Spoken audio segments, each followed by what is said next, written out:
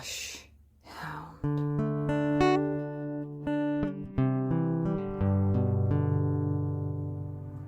Tonight's story comes from Pawprints left long ago. Welcome to Hush Hound's Pawprints of History, the Golden Guardians. Imagine you're standing at the edge of the world, the roof of the world they call it, the Tibetan Plateau, the highest plateau on earth, a place so vast, so ancient, that time itself seems to move differently here. The air is thin up here, crisp. Each breath feels lighter somehow, as if you're breathing something closer to sky than air. The silence here is different from any silence you've ever known. It's not just the absence of sound. It's deeper than that. It's presence itself. A living quiet that wraps around you like a blanket. Above you, the sky stretches endlessly, so blue it almost hurts to look at.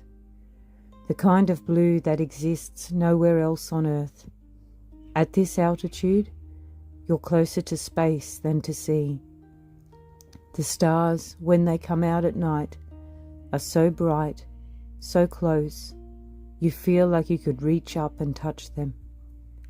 Mountains surround you, ancient mountains, the Himalayas, peaks that have stood here for millions of years, watching civilizations rise and fall, watching ice ages come and go. Snow caps their summits, eternal white against the impossible blue.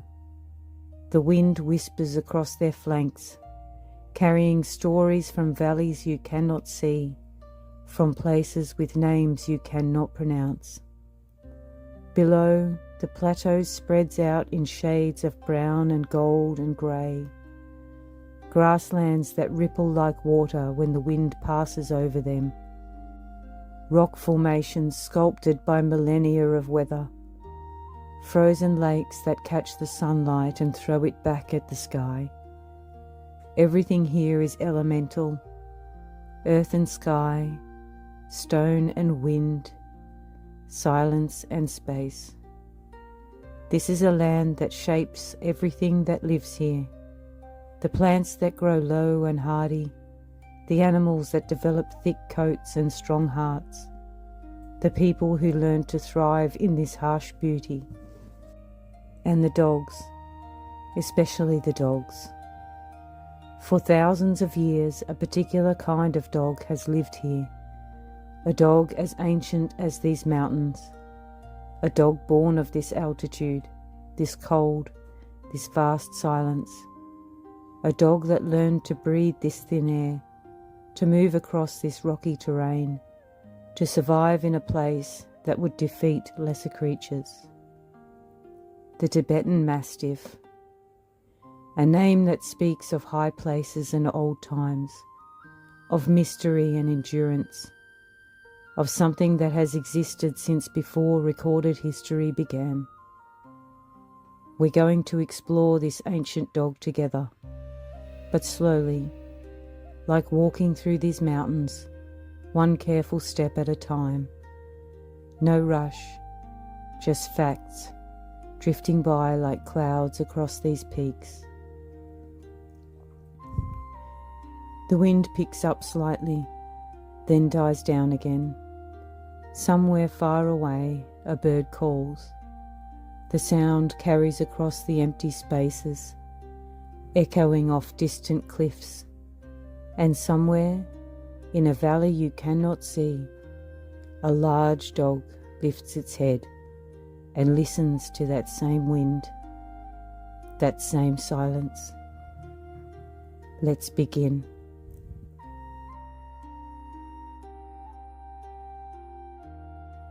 The Tibetan Mastiff is old like the mountains themselves, ancient, primeval, existing since before written history could capture it. Consider this. There are written references to this dog that date back over 3,000 years. In China, in writings that date to around 1100 BC, that's over 3,000 years ago, there are references to these massive guardian dogs from the high plateaus to the west. Even then, they weren't new. They were already established, already legendary, already ancient. But the written records only take us so far. The true age of this breed goes back much, much further. Back before writing, back before recorded time, back into the mists of prehistory.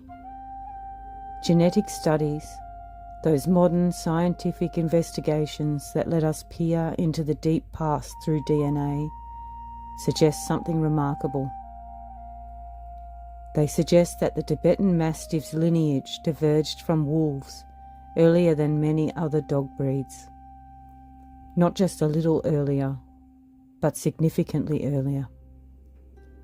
Some researchers believe this divergence happened 8,000 to 10,000 years ago. That takes us back to the end of the last ice age, to a time when humans were just beginning to develop agriculture, to a time when most of humanity still lived as hunter-gatherers. And already, on the high plateau of Tibet, dogs were differentiating themselves from their wild ancestors. Already, they were becoming something unique, something adapted to this extreme environment, something that would, over thousands and thousands of years, become the Tibetan Mastiff we know today. Think about what that means. This breed has been evolving, has been shaped by this landscape for 10 millennia, 100 centuries. That's longer than all of recorded human history, longer than any empire or civilization has existed, longer than any language we still speak has been spoken. The ancestral roots of the Tibetan Mastiff trace back to wild dogs and grey wolves living on the Qinghai Tibet plateau all those thousands of years ago. The plateau itself has been inhabited by humans for at least 30,000 years. But it was during this period, 8 to 10,000 years ago, that something special happened. Humans and wolves began their ancient partnership, not everywhere at once, in different places, at different times. This remarkable transformation occurred. Wolves became dogs. Wild animals became companions, partners, helpers. And here, on the roof of the world, that transformation took a unique path. The wolves that lived on the plateau were already adapted to extreme conditions. High altitude, thin air, bitter cold, intense ultraviolet radiation, a landscape that offered little shelter and demanded incredible hardiness. These wolves were survivors, the toughest of the tough. When humans began forming bonds with these wolves, when the first tentative partnerships formed between human nomads and wild canids, something extraordinary was set in motion. Over hundreds of generations, over thousands of years, these wolf dogs evolved. They kept their hardiness, their ability to survive in extreme conditions, but they added something new, a willingness to work with humans, a protective instinct focused not on their own pack, but on human families and herds. This gives the Tibetan Mastiff one of the longest documented canine histories of any breed, longer than the sleek greyhounds of ancient Egypt, longer than the war dogs of ancient Rome, longer than the lap dogs of Chinese emperors. The Tibetan Mastiff's story stretches back into the deep past, into times we can barely imagine. Its ancestors lived alongside wild canids on that vast plateau.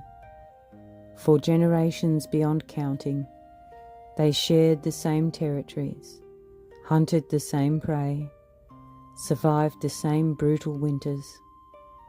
Gradually, imperceptibly, they changed. They adapted. They became uniquely suited to life at extreme altitude in extreme cold. Their lungs evolved to extract oxygen from thin air with remarkable efficiency. Their blood developed the ability to carry oxygen more effectively than that of dogs from lower elevations. Their hearts grew strong, pumping that oxygen-rich blood through bodies built to withstand temperatures that would kill most other dogs. Their fur developed in thick, weather-resistant double coats, an undercoat so dense it was like wearing a sweater made of clouds, an outer coat of long guard hairs that shed rain and snow and wind. In winter they could sleep outside in temperatures that dropped far below zero, their breath forming clouds in the frozen air, their bodies perfectly insulated against the cold. Their paws adapted too, large, sturdy paws that could grip rocky terrain, paws that didn't slip on ice or snow, paws that could walk for miles across the rough landscape without injury. Some say their paws developed a slight webbing that helped them navigate muddy areas during the brief summer thaws. But perhaps most importantly, their minds adapted. They became thinkers, independent decision makers, dogs that didn't need constant human guidance, but could assess situations and act accordingly. This wasn't the eager to please mentality of many modern dog breeds. This was something older, something that remembered their wolf heritage while embracing their role as guardians of human settlements. For thousands of years, this process continued, each generation slightly different from the last, each generation shaped by the harsh environment, by the demands of the work, by the partnership with human nomads, natural selection working hand in hand with human selection. The dogs that survived were the hardiest, the smartest, the most effective at their ancient task of protection. And so, over those 8,000 to 10,000 years, a breed was forged, not created suddenly, not designed by any human hand, but evolved slowly through countless generations of adaptation and survival. A breed that was, in many ways, more a product of the landscape itself than of human intervention. When you look at a Tibetan Mastiff today, you're looking at a living link to that ancient past. You're seeing the result of 10,000 years of life on the highest plateau on earth. You're seeing a dog that carries in its genes the memory of those first wolf ancestors, those first partnerships between human and canid, those first cold nights guarding a nomad's tent under the endless stars of the Himalayan sky. The Tibetan Mastiff is not just old, it is ancient in a way that few breeds can claim. It is a survivor from a time before history, a guardian from the roof of the world. Let that vastness of time wash over you. 10,000 years, 100 centuries. Now let's step forward through those thousands of years.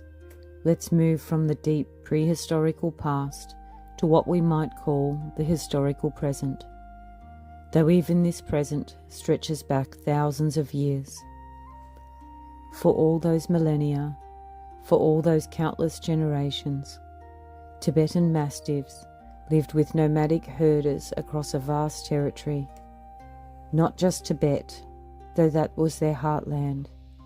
Their range extended across the Himalayan region and beyond. Tibet, yes, but also Nepal, nestled in the high valleys between the peaks, in India, in the northern mountainous regions, in Mongolia, on the high steppes of the northeast. This was their world, a world of altitude and isolation, a world of small human settlements scattered across an enormous landscape. The nomadic herders who shared this world with the Tibetan Mastiffs lived a life that's hard for us to imagine today. They moved with the seasons, following the limited grazing available in this harsh environment. They lived in tents made of yak wool, heavy and warm. They survived on dried meat, butter tea, sampa, roasted barley flour. Their lives were dictated by the needs of their animals, yaks, sheep, and goats. Everything depended on keeping those animals alive and healthy. And in this world, the Tibetan Mastiff had a crucial role, not as a pet, not as a companion in the way we think of dogs today, but as a guardian, a protector, a defender of everything the family owned. They guarded tents, those felt tents that were the only shelter against the howling winds and the bitter cold. The dog would position itself near the entrance, watchful, alert. Any stranger approaching would be met with that deep, booming bark, long before they got close enough to be a threat. They guarded villages.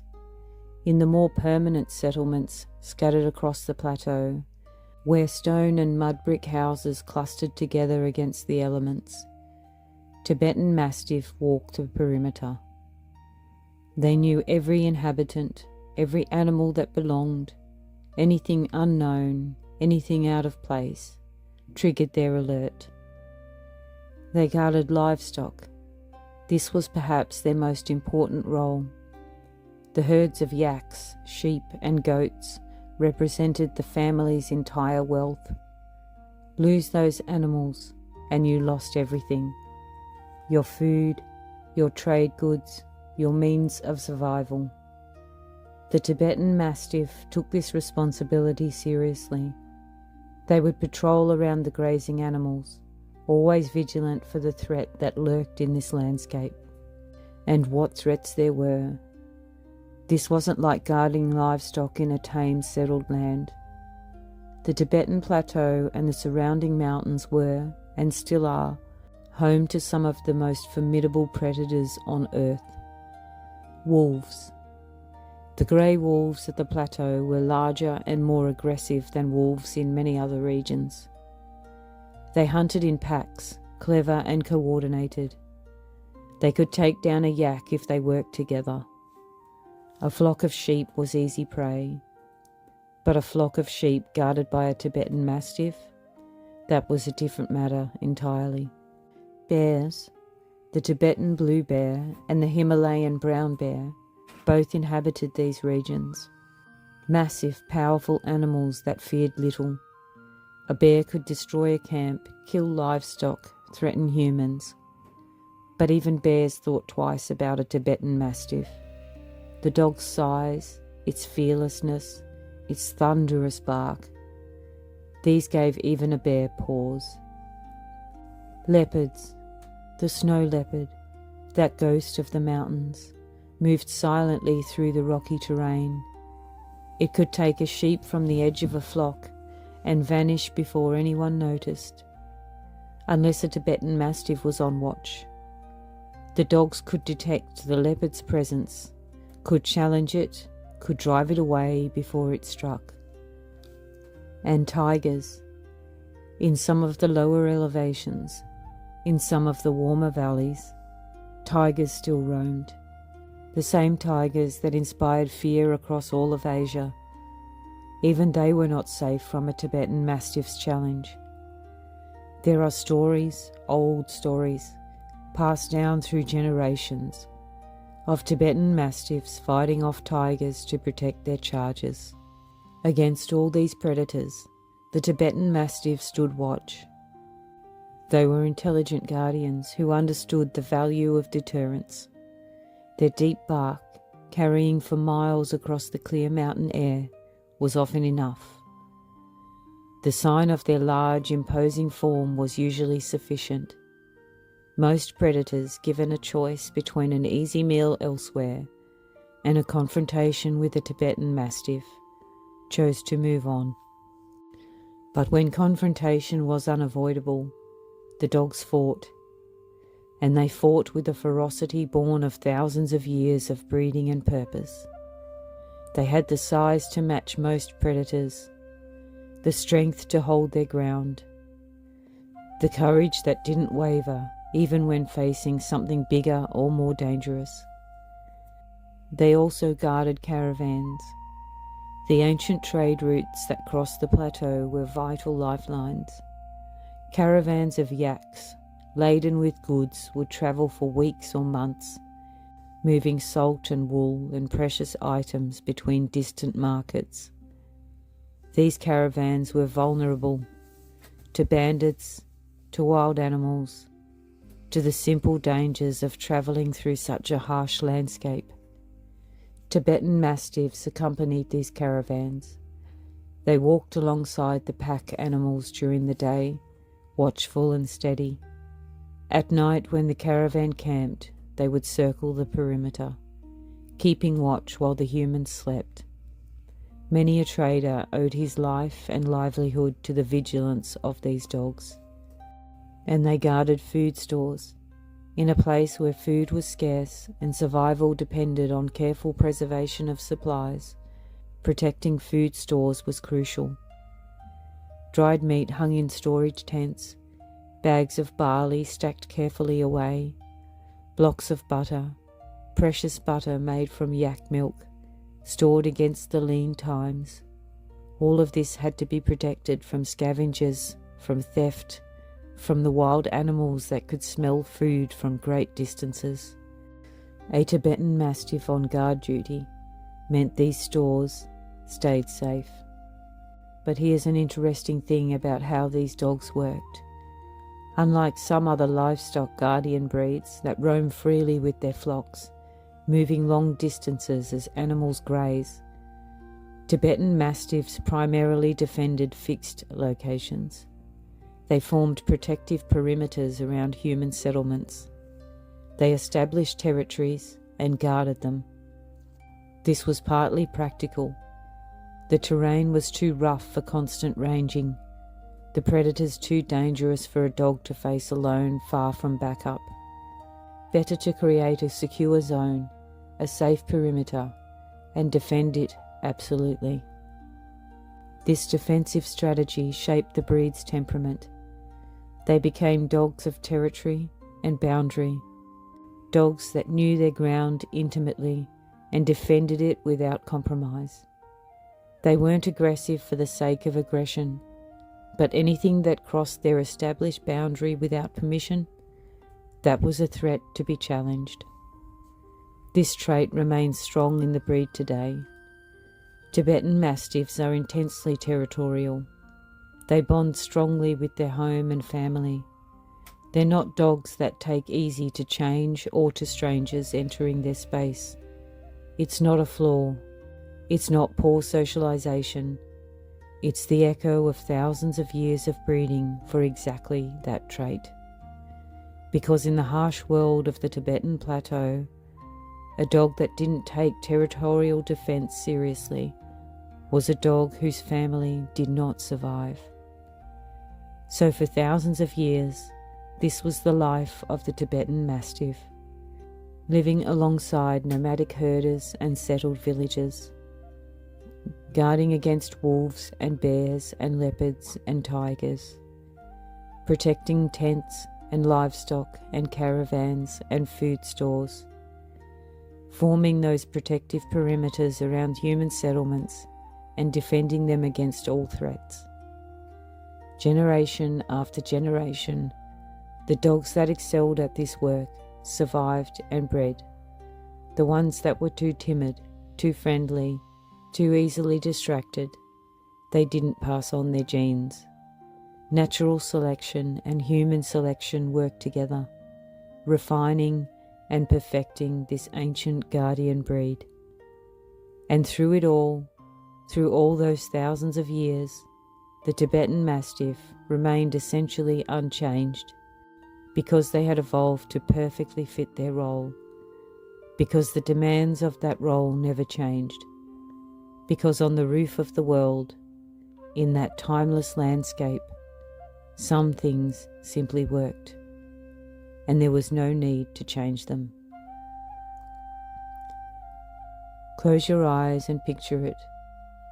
A cold night on the plateau, stars brilliant overhead, the wind whistling softly across the rocky ground, a felt tent glowing faintly from the butter lamp inside, and outside, circling slowly, a massive dog with a thick coat moving like a shadow, patient, watchful, eternal.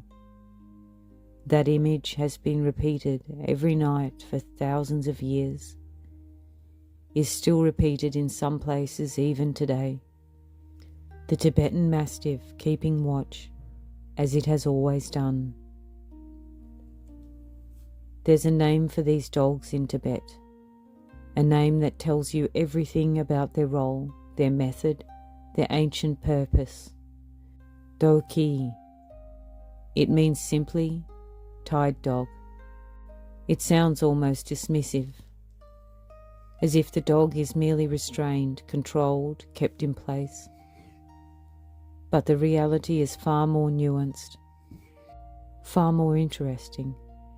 The name tells a story of strategy, of timing, of a carefully evolved method of protection that proved itself over thousands of years. During the day, the Tibetan Mastiffs were tethered, usually at the gates or entrances to settlements, sometimes near the main tent of a family. They would be tied with strong ropes or chains to stakes driven deep into the hard ground, and there they would rest. It was practical wisdom gained throughout generations of experience. During the day, there were people active and moving about, children playing, adults working, visitors coming and going, traders arriving with goods, monks from the local monastery making their rounds. All this human activity made daytime a less dangerous time. Predators typically avoided these areas with heavy human presence during daylight hours. So the dogs rested.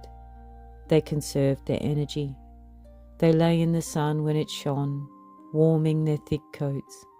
They dozed in the shade when the day grew too hot. They watched the comings and goings with calm, assessing eyes. They were present, they were aware, but they were not actively working, not yet.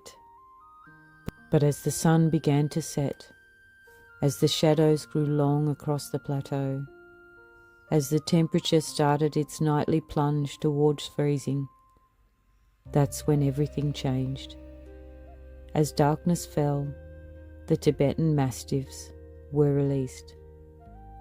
Imagine that moment, the sun touching the distant peaks, painting them gold and then pink and then purple, the light fading from the sky, the first stars beginning to appear in the deepening blue, and someone, perhaps the head of the household, perhaps one of the older children, walking to where the dogs were tethered, unfastening the ropes, speaking a quiet word and stepping back.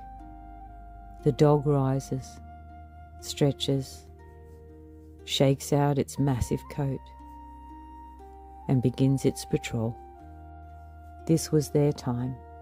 The night belonged to the Do-Khyi. They would move silently through the darkness, circling the village boundaries, checking the perimeters of the settlement. Their paws, so large and sturdy, made almost no sound on the rocky ground. They moved like shadows, like ghosts. You might not see them, but they were there. They were always there. Their senses came alive in the darkness, their eyes well adapted to low light conditions after generations of nocturnal work, picked up movement that humans couldn't see. Their ears constantly moving and adjusting, caught sounds from a remarkable distance, and their noses detected scents carried on the cold night air. The musk of a wolf pack miles away moving closer, the distinct odour of a bear passing through a nearby valley, the scent of something, anything that didn't belong. And here's the brilliant part of their strategy. They didn't rush to confront every potential threat. They didn't charge off barking at every scent or sound. That would be inefficient, exhausting, and potentially dangerous. A dog that rushed into the darkness alone might find itself outnumbered, surrounded, and defeated. Instead, they used their most powerful weapon, their bark. The Tibetan Mastiff's bark is unlike any other dog's bark. It's been described as foghorn-like, deep, resonant, carrying enormous distances through the clear mountain air. Some say you can hear it from 2 miles away on a still night. It's a sustained, booming sound that seems to come from deep within the chest. A sound that says, "This territory is guarded. I am here. I am large. I am fearless. Turn back now." This bark was a psychological deterrent, and psychological deterrents were often more effective than physical confrontation. A wolf pack hearing that deep boom echoing across the valley would pause, would consider, was there easier prey elsewhere? Almost certainly. Why risk a fight with a large, obviously confident guardian dog when there were undefended flocks in other valleys? A bear lumbering towards a settlement in search of food would hear that bark and recalculate. Bears are opportunistic. They prefer easy meals. The sound of a large dog, clearly alert and ready to defend its territory, made the settlement a less appealing target. Even human threats, bandits, thieves, would think twice. The bark would alert the entire settlement. People would wake, would arm themselves, would come out to investigate. The element of surprise was lost. Better to move on to an easier target. So the Do-Khyi would patrol through the night, and periodically it would bark. Not constantly. That would become meaningless noise, easy to ignore, but strategically, when it detected something at the perimeter, when it wanted to remind any potential threats of its presence. The bark would boom out across the darkness, and then silence would return, and the patrol would continue. This pattern of nocturnal vigilance became so deeply ingrained in the breed that it persists today. Tibetan Mastiffs are naturally most alert at night, even those living in comfortable homes in modern cities, even those who have never guarded a Tibetan tent or faced a wolf pack still feel that ancient pull. When darkness falls, they become more watchful, more alert. It's in their blood, it's in their genes. 10,000 years of nocturnal guarding doesn't just disappear because a dog now lives in suburbia. The name Do-Khyi, tied dog, captures this daily rhythm perfectly. Tied during the day, free at night. Resting when rest was possible. Working when work was necessary. It was an efficient system, refined over countless generations, that maximized the dog's effectiveness while conserving its energy. And it worked. For thousands of years it worked. Villages protected by the Do-Khyi slept safely through the night. Livestock survived. Food stores remained intact. The system of daytime tethering and nighttime patrol proved itself again and again across the vast expanse of the plateau. There's something almost poetic about it. The image of these massive dogs released into the darkness, moving silently through the night, their deep barks periodically rolling across the valleys like thunder from the mountains. Guardians of the night, watchers in the darkness, the Do-Khyi, doing what they have done for longer than anyone could remember. Even today, in the remote areas of Tibet and Nepal and Mongolia, where traditional ways still persist, you can still hear it. As the sun sets and darkness claims the plateau, as the first stars appear and the temperature drops, the deep, resonant barks of Tibetan Mastiffs echo across the landscape, the same sound that has echoed there for 10,000 years. The voice of the Do-Khyi, still keeping watch, still protecting, still doing what they were born to do. Close your eyes. Listen. Can you hear it? That deep, booming bark, carrying across the vast distance. That's the sound of an ancient contract between human and dog. The sound of protection, the sound of vigilance, the sound of the Do-Khyi, the tide dog, that becomes in the darkness the guardian of all. But the Tibetan Mastiff was more than just a practical guardian, more than just a very effective security system for nomads and villagers.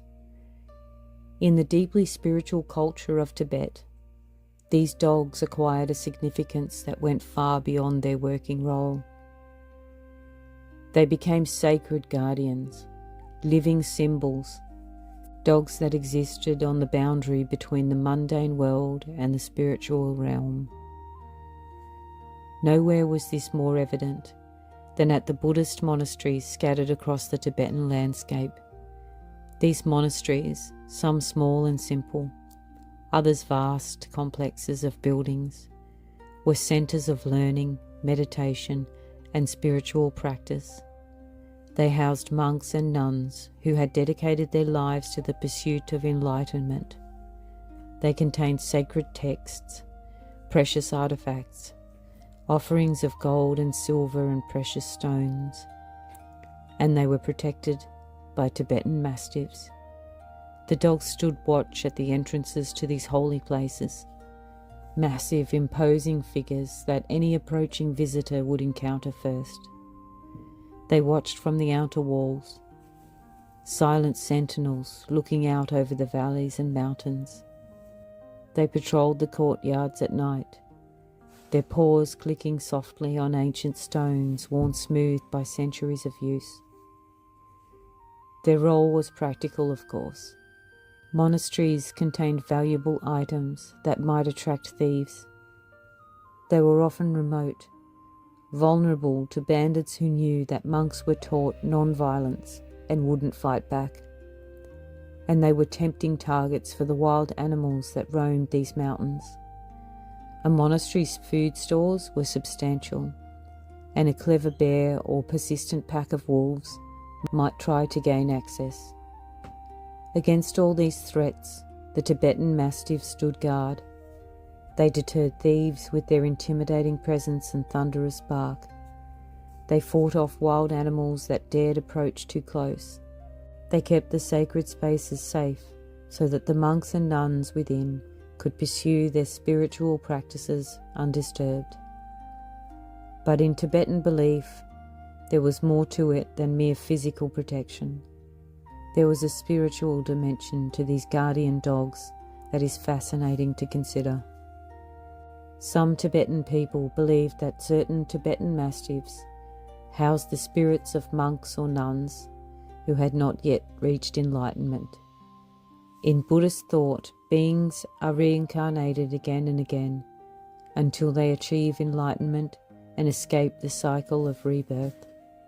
Sometimes, the belief held, a monk or nun who had been devoted to protecting the monastery and life might be reborn as a Tibetan Mastiff, continuing that protective role in a new form. Think about the implications of that belief. It means these dogs weren't just animals. They were, potentially, fellow seekers on the path to enlightenment.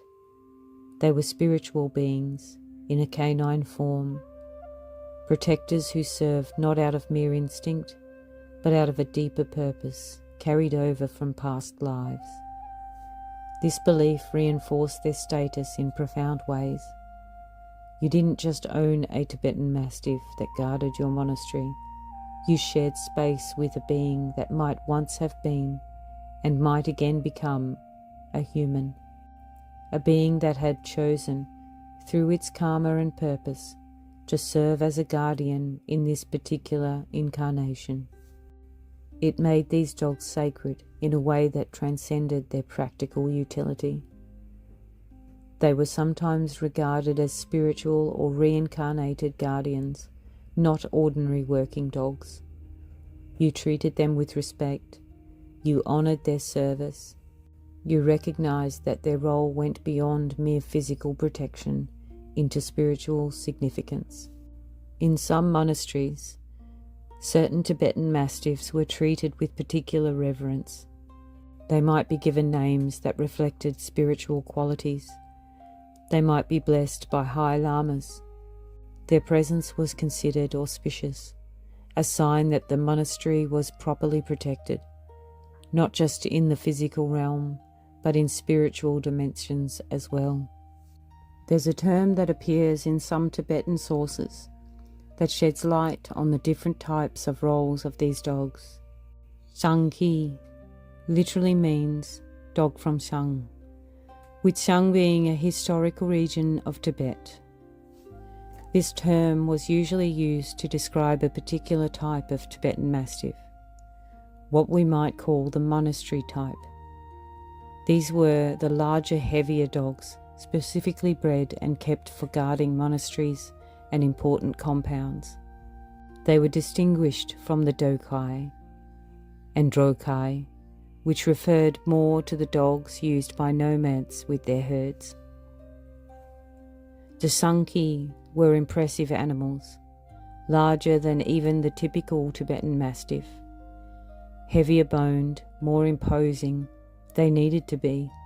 A monastery might be attacked by organised groups of bandits. It might face determined predators. The dogs that guarded these important spiritual centres needed to be absolutely formidable. But they also needed the right temperament. A monastery was a place of peace, of meditation, of quiet spiritual practice. The guard dogs couldn't be constantly aggressive or loud. They needed to be calm in the presence of the monks and nuns, quiet and unobtrusive during religious ceremonies, able to distinguish between legitimate visitors and actual threats. This created dogs that were, in many ways, the ultimate guardians, massively powerful and fearless when facing a genuine threat, but calm, discerning and restrained the rest of the time. Dogs that could switch from peaceful companion to fierce protector in an instant, depending on the situation. The monastery dogs became legendary. Stories were told about their intelligence, their loyalty, their almost supernatural ability to sense danger. Travellers would speak of approaching a monastery and being met by these enormous dogs, and how the dogs somehow knew whether the visitor came with good intentions or ill, how they would allow peaceful pilgrims to pass, but would block the path of anyone harbouring bad thoughts. Were these stories literally true? Perhaps some were exaggerated over time, as stories do, but they spoke to a deeper truth. These dogs were remarkable judges of character and situation. After countless generations of selective breeding, they had developed an almost uncanny ability to assess threats.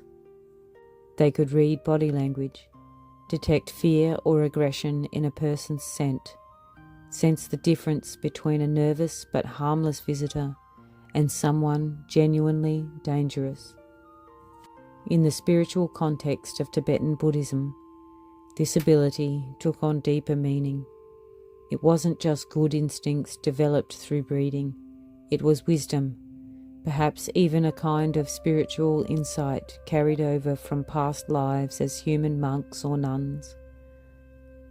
The dogs could sense not just physical danger, but spiritual or moral danger as well. This elevated the Tibetan Mastiff far above the status of ordinary working dog. They weren't tools. They weren't just useful animals. They were sacred protectors, tied to the spiritual life of Tibet as deeply as they were tied to its physical survival. Even today, in the monasteries that still exist in Tibet and Nepal, you can sometimes see Tibetan Mastiffs maintaining their ancient role, lying at monastery entrances, calm and watchful, standing on the walls, their gaze sweeping across the valleys below. They are fewer than they once were. The world has changed, and many monasteries now have other forms of security, but in some places the tradition continues. And in those places the dogs are still treated with special respect, still regarded not merely as guard dogs but as sacred guardians, still seen as beings that exist on that threshold between the physical and spiritual worlds, still honoured for service that goes back not just years or decades, but thousands of years into the past. When you understand this spiritual dimension of the Tibetan Mastiff's role, you begin to see the breed differently. These aren't just large dogs with impressive guardian instincts. They're dogs with a sacred heritage, dogs that, in their homeland, represented the intersection of practical protection and spiritual guardianship. Dogs that were seen not as mere animals, but as spiritual beings in their own right. That's a profound legacy. It's a dimension of the breed that transcends simple description or classification. It speaks to the deep relationship between dogs and humans, and to the special place that the Tibetan Mastiff holds in human, spiritual and cultural history. Close your eyes and picture it. An ancient monastery, stone walls, golden in the morning light. Prayer flags snapping in the wind, the sound of chanting drifting from within, and at the entrance, sitting perfectly still, a massive dog with a thick golden coat and calm knowing eyes, watching, waiting, protecting, a guardian in both physical and spiritual realms, a sacred presence in canine form. That image too has been repeated for thousands of years, and in it you can see the full significance of the Tibetan Mastiff, not just a breed, but as a living symbol of protection, devotion, and spiritual purpose. Let's talk about what it means to own one of these dogs. Not just any Tibetan Mastiff, but an exceptional one, a truly magnificent specimen. Because on the plateau, among the nomadic herders, and in the settled villages, these dogs represented something more than just protection. They represented power, status, wealth. Among the nomads, life was harsh and uncertain. Wealth was measured in livestock, how many yaks you owned, how large your flock of sheep, how healthy your goats. But there was another measure of prosperity, another way to show that you had succeeded, that your family was strong and secure. You owned powerful mastiffs. Not just one, perhaps. The wealthiest families might have several, and the quality of these dogs spoke volumes about the status in the community. A family with large, impressive Tibetan Mastiffs, dogs with thick coats, strong builds, fearless temperaments, was clearly doing well. They could afford to feed these massive animals. They had enough livestock to justify such protection.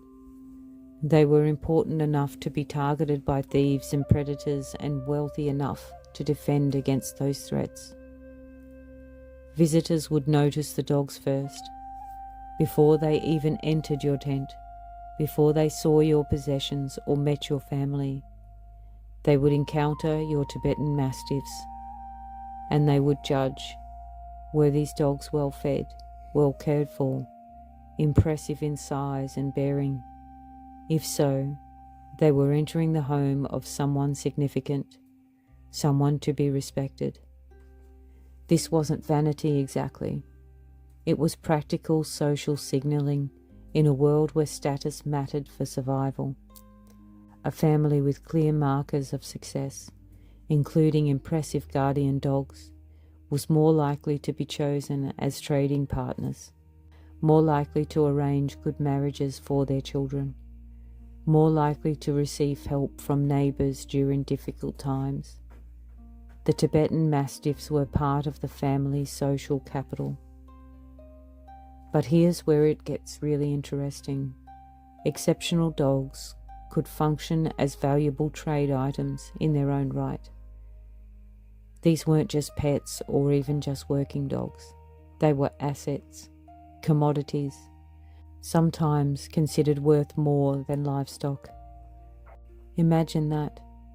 A single, exceptional Tibetan Mastiff might be valued higher than several yaks or an entire flock of sheep. Why? Because a truly outstanding dog was rare. Breeding these dogs wasn't simple. Getting the right combination of size, strength, temperament, and working ability took generations of careful selection. Most litters produced good working dogs, but occasionally, rarely, you'd get something special. A dog that stood out even among this remarkable breed. Larger than the average, more intelligent, more fearless, more effective. Such a dog could be traded, sold, gifted, and the person who received it gained not just an exceptional guardian, but also the status that came with owning such an animal. The exchange of a truly exceptional Tibetan Mastiff could seal alliances between families, settle disputes, or establish trade relationships that lasted generations. But the most fascinating aspect of their value as status symbols appears when you look beyond the plateau itself. When we look at the relationship between Tibet and its powerful neighbour to the east, China. For centuries, Tibet and China had complex diplomatic relationships, sometimes peaceful, sometimes tense, always carefully negotiated. Tibetan rulers needed to maintain good relationships with these Chinese emperors, and what better way to impress those emperors than with a gift that combined exotic rarity with obvious magnificence. They gifted Tibetan Mastiffs to Chinese emperors. This practice was particularly common during the Tang dynasty, that golden age of Chinese civilization that lasted from the 7th to the 10th century. The Tang emperors ruled over a vast empire, commanded enormous armies, controlled the Silk Road trade routes. They received tributes and gifts from kingdoms and people across Asia. They had seen everything: exotic animals, precious gems, rare silks, fine weapons. What could possibly impress them? A Tibetan Mastiff could. The Chinese called them heavenly lions. These weren't just dogs. They were divine creatures, beings that seemed to combine the loyalty of a dog with the majesty and power of a lion. Their massive size, their thick manes, their fearless demeanour, all of it evoked the lion, that ultimate symbol of royal power. When a Tibetan ruler sent a Tibetan Mastiff to the Chinese court, it arrived as more than a gift. It arrived as a statement. It said, "We are a people of strength and substance. We live in harsh lands that would defeat lesser people. We have creatures that embody power and protection.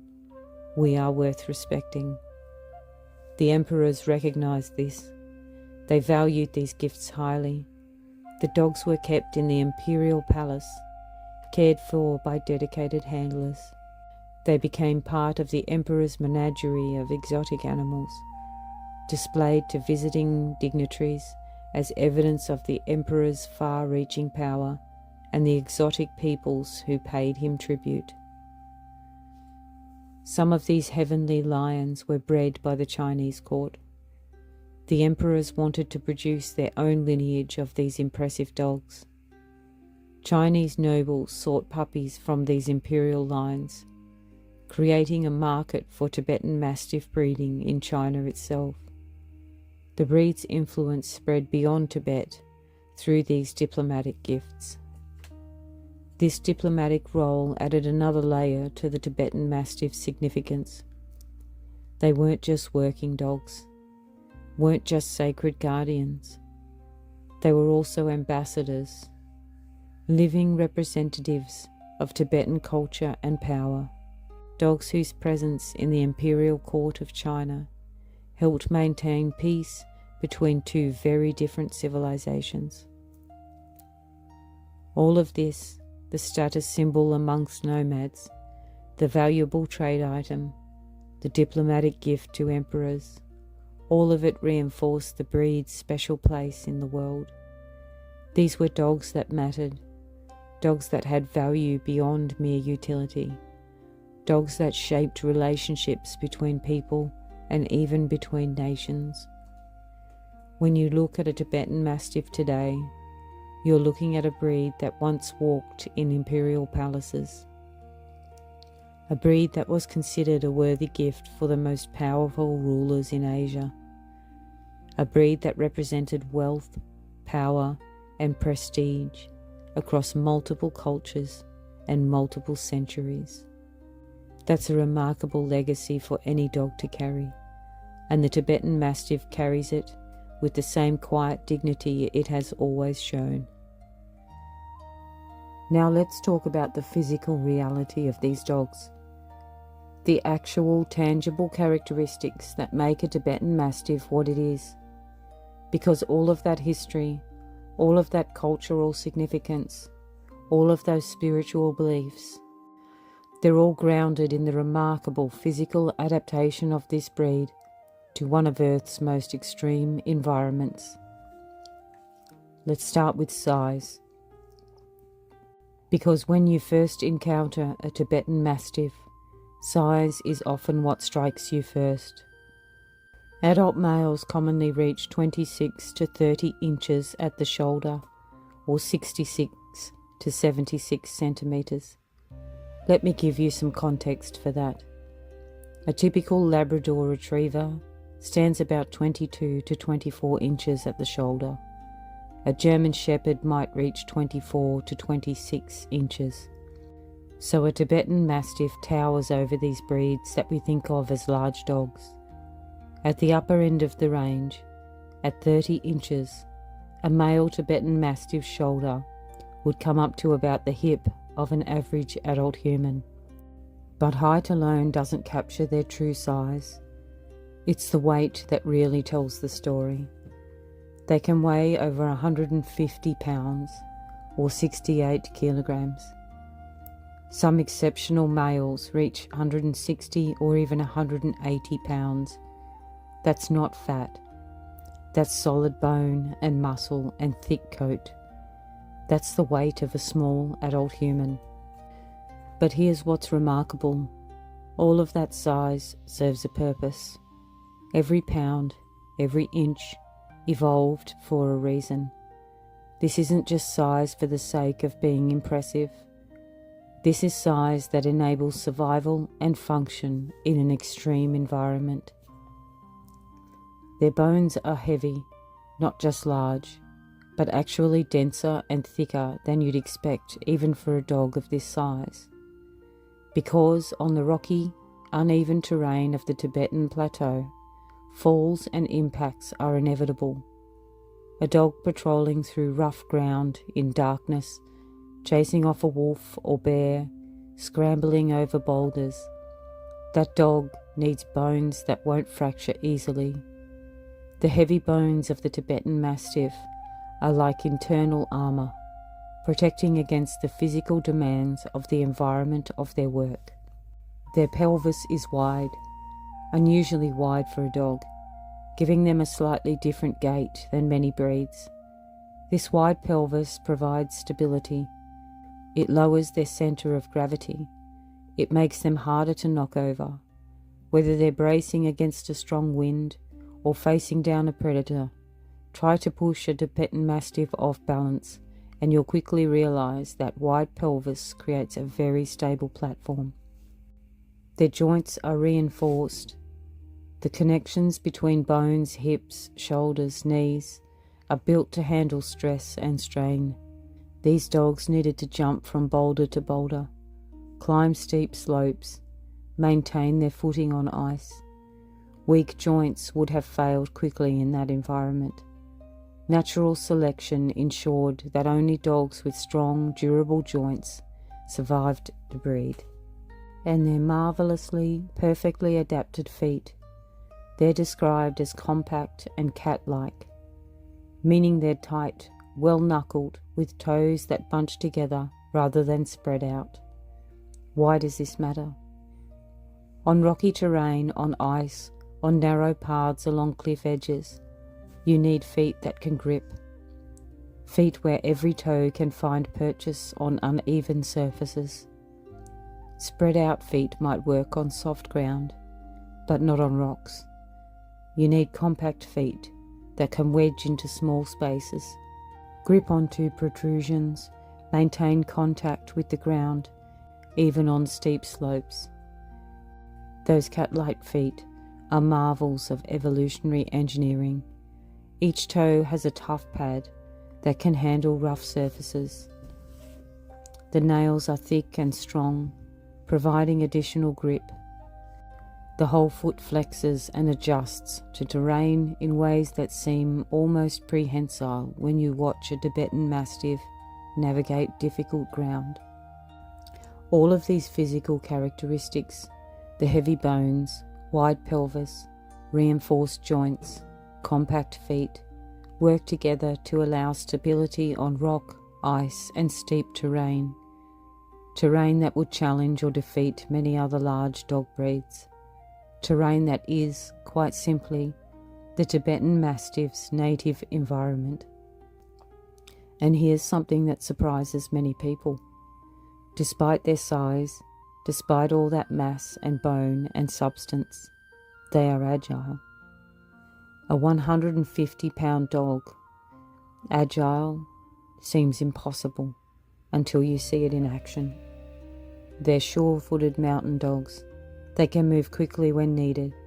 They can change direction without losing balance. They can jump from one rock to another with precision. They can navigate narrow paths without hesitation.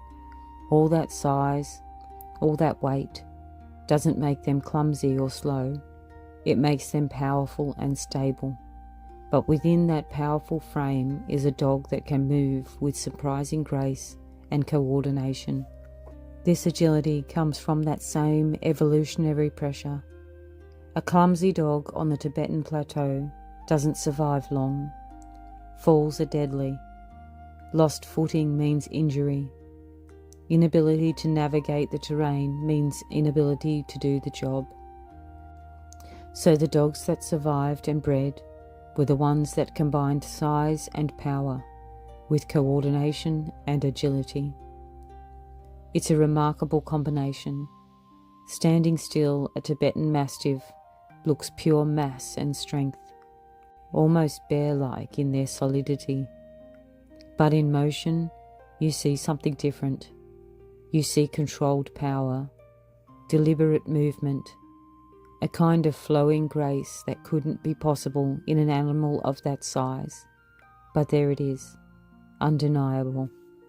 This is a dog built for extremes, built for a landscape that doesn't tolerate weakness or poor adaptation. Every aspect of their physical structure reflects thousands of years of life in one of Earth's most demanding environments. They are, quite literally, perfectly designed for their original purpose, and that perfection of design is evident in every line of their body, every aspect of their structure. When you see a Tibetan Mastiff, you're seeing the result of 10,000 years of natural selection combined with human selection, all focused on creating the ultimate guardian for the ultimate extreme environment. You're seeing power and adaptation made flesh and bone and thick, magnificent coat. But we're not done talking about their physical adaptations, because size and structure are only part of the story. The Tibetan Plateau presents challenges that go beyond difficult terrain. It presents challenges that attack the very basics of mammalian survival, staying warm and getting enough oxygen. Let's talk about cold first, because the cold on the Tibetan Plateau is not like cold in most other places. It's cold that can kill, cold that drops to 20, 30, 40 degrees below 0 Fahrenheit. Cold combined with winds that can cut through anything inadequate. Cold that lasts for months at a time. In this environment, staying warm isn't optional, it's survival. And the Tibetan Mastiff has evolved a solution that's nothing short of remarkable. A thick double coat that insulates against freezing temperatures and high winds. Let's break down what that double coat really means. It's not just thick fur, it's actually 2 distinct layers of fur, each serving a different purpose. The coat underneath is the inner layer, closest to the skin. It's incredibly dense. You can barely see through it when you look at it. It consists of soft, fine hairs that trap air close to the skin. And that trapped air is the key. Air is an excellent insulator, and by creating a layer of still air next to the skin, the undercoat provides remarkable thermal protection. It's like wearing a down jacket, but better. This undercoat grows thicker in winter. As the days get shorter and the temperature drops, the Tibetan Mastiff's body triggers the growth of additional undercoat. More and more soft hairs fill in, creating an ever denser insulating layer. By deep winter, the undercoat is so thick that you can barely reach through it to touch the dog's skin. Then there's the outer coat. These are the longer guard hairs that you see when you look at the dog. They're coarser than the undercoat, more weather resistant. They shed water. Rain or snow mostly slides right off. They block wind. Even strong gusts can't penetrate to the undercoat beneath. They reflect or absorb sunlight, providing additional temperature regulation. These guard hairs also give the Tibetan Mastiff its distinctive appearance. They're particularly long and thick around the neck and shoulders, creating that magnificent mane. And that mane isn't just for show. It serves a crucial protective function. The mane protects vital blood vessels in the neck and chest. The neck contains the jugular vein and carotid artery, carrying blood to and from the brain. The chest contains the great vessels leading to and from the heart. These are vulnerable areas. In a fight with a predator, a wolf going for the throat, a bear swiping at the chest, these are areas that need protection. That thick mane provides both insulation and physical protection. It's harder for another animal's teeth or claws to penetrate through all that fur to reach the vulnerable vessels beneath. It's like natural armor, focused on protecting the most critical areas. The combination of dense undercoat and protective outer coat means a Tibetan Mastiff can sleep outside in temperatures that would kill many other dogs. They'll curl up, tuck their nose under their tail, and settle down in the snow as comfortably as you might settle into your bed. Their breath might form frost on their whiskers, but their body stays warm, protected by those two remarkable layers of fur. But staying warm is only half the battle on the Tibetan plateau. The other half is getting enough oxygen. And this is where the Tibetan Mastiff's adaptations become truly fascinating from a biological standpoint. The Tibetan plateau averages around 14,000 to 16,000 feet in elevation. Some areas go much higher. At these altitudes, the air contains significantly less oxygen than at sea level. The air pressure is low, which means each breath delivers less oxygen to your lungs. This is why humans visiting high altitudes often experience altitude sickness, headaches, nausea, fatigue. Their bodies simply cannot get enough oxygen from the air. Now imagine living your entire life at this altitude. Imagine working at this altitude, patrolling, running, fighting off predators. You'll need remarkable adaptations to make that possible, and the Tibetan Mastiff has them. High altitude blood adaptations improve oxygen use without dangerous blood thickening. Let me explain what that means. When most mammals ascend to high altitude, their bodies respond by producing more red blood cells, the cells that carry oxygen in the blood. More red blood cells means more oxygen carrying capacity, which seems like a good solution to the problem of thin air. But there's a catch. More red blood cells make the blood thicker, more viscous. Thick blood is harder for the heart to pump. It increases the risk of clots. It puts stress on the cardiovascular system. For short-term visitors to high altitude, this trade-off might be acceptable. But for animals that live their entire lives at high altitude, this approach creates long-term health problems. You need a better solution. The Tibetan Mastiff, along with other animals native to high-altitude Tibet, including the Tibetan people, has evolved a different approach. Instead of just producing more red blood cells, their bodies have adapted to use oxygen more efficiently. Their red blood cells may have a higher affinity for oxygen, meaning they grab and hold on to oxygen molecules more effectively.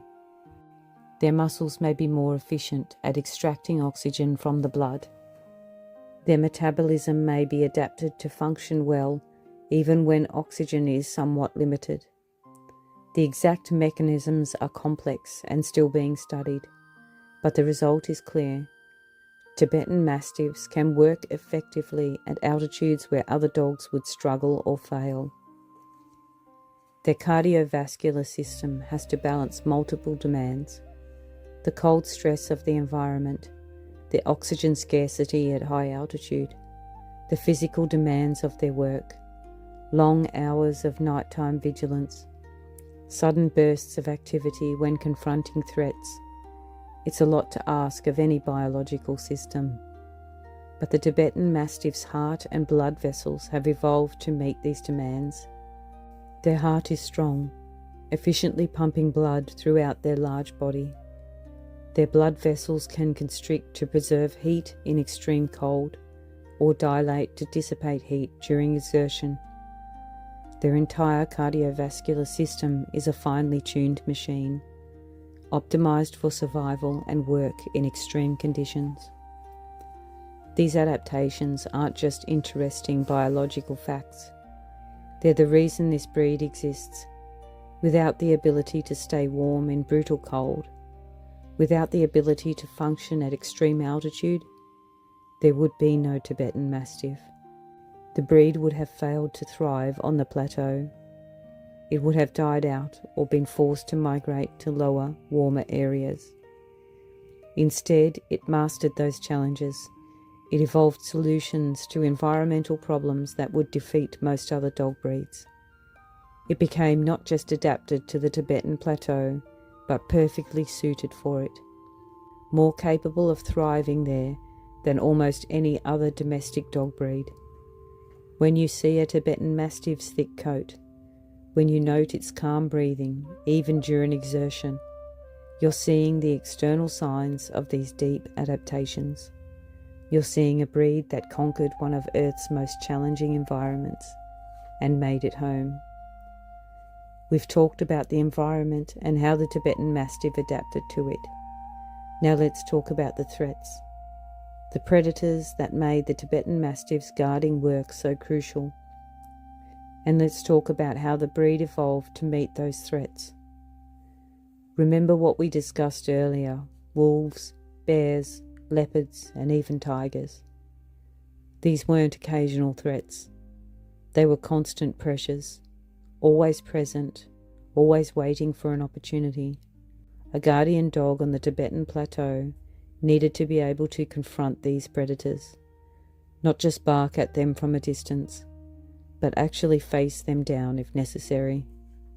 This required specific physical characteristics, and the Tibetan Mastiff developed them. Start with the head. A Tibetan Mastiff has a broad skull, massively broad compared to most other breeds. This isn't just for appearance. That broad skull provides space for powerful jaw muscles that can generate tremendous bite force. The wider the skull, the more room for these muscles to attach, the stronger the bite.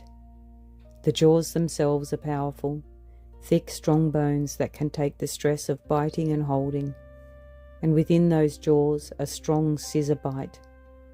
The teeth meet in a precise alignment, upper teeth overlapping lower teeth, like the blades of scissors. This creates maximum cutting and holding power. It's the bite structure of a dog that might need to grab and hold on to attacking wolf or bear. This combination, broad skull, powerful jaws, strong scissor bite, allows Tibetan Mastiffs to confront large predators with some hope of success. Not easily, not without risk, but possible. A Tibetan Mastiff facing a wolf has the physical tools to fight if necessary, the size to avoid being overwhelmed immediately, the bite force to inflict serious damage, the jaw strength to maintain a hold, even against a struggling opponent. But here's an interesting distinction.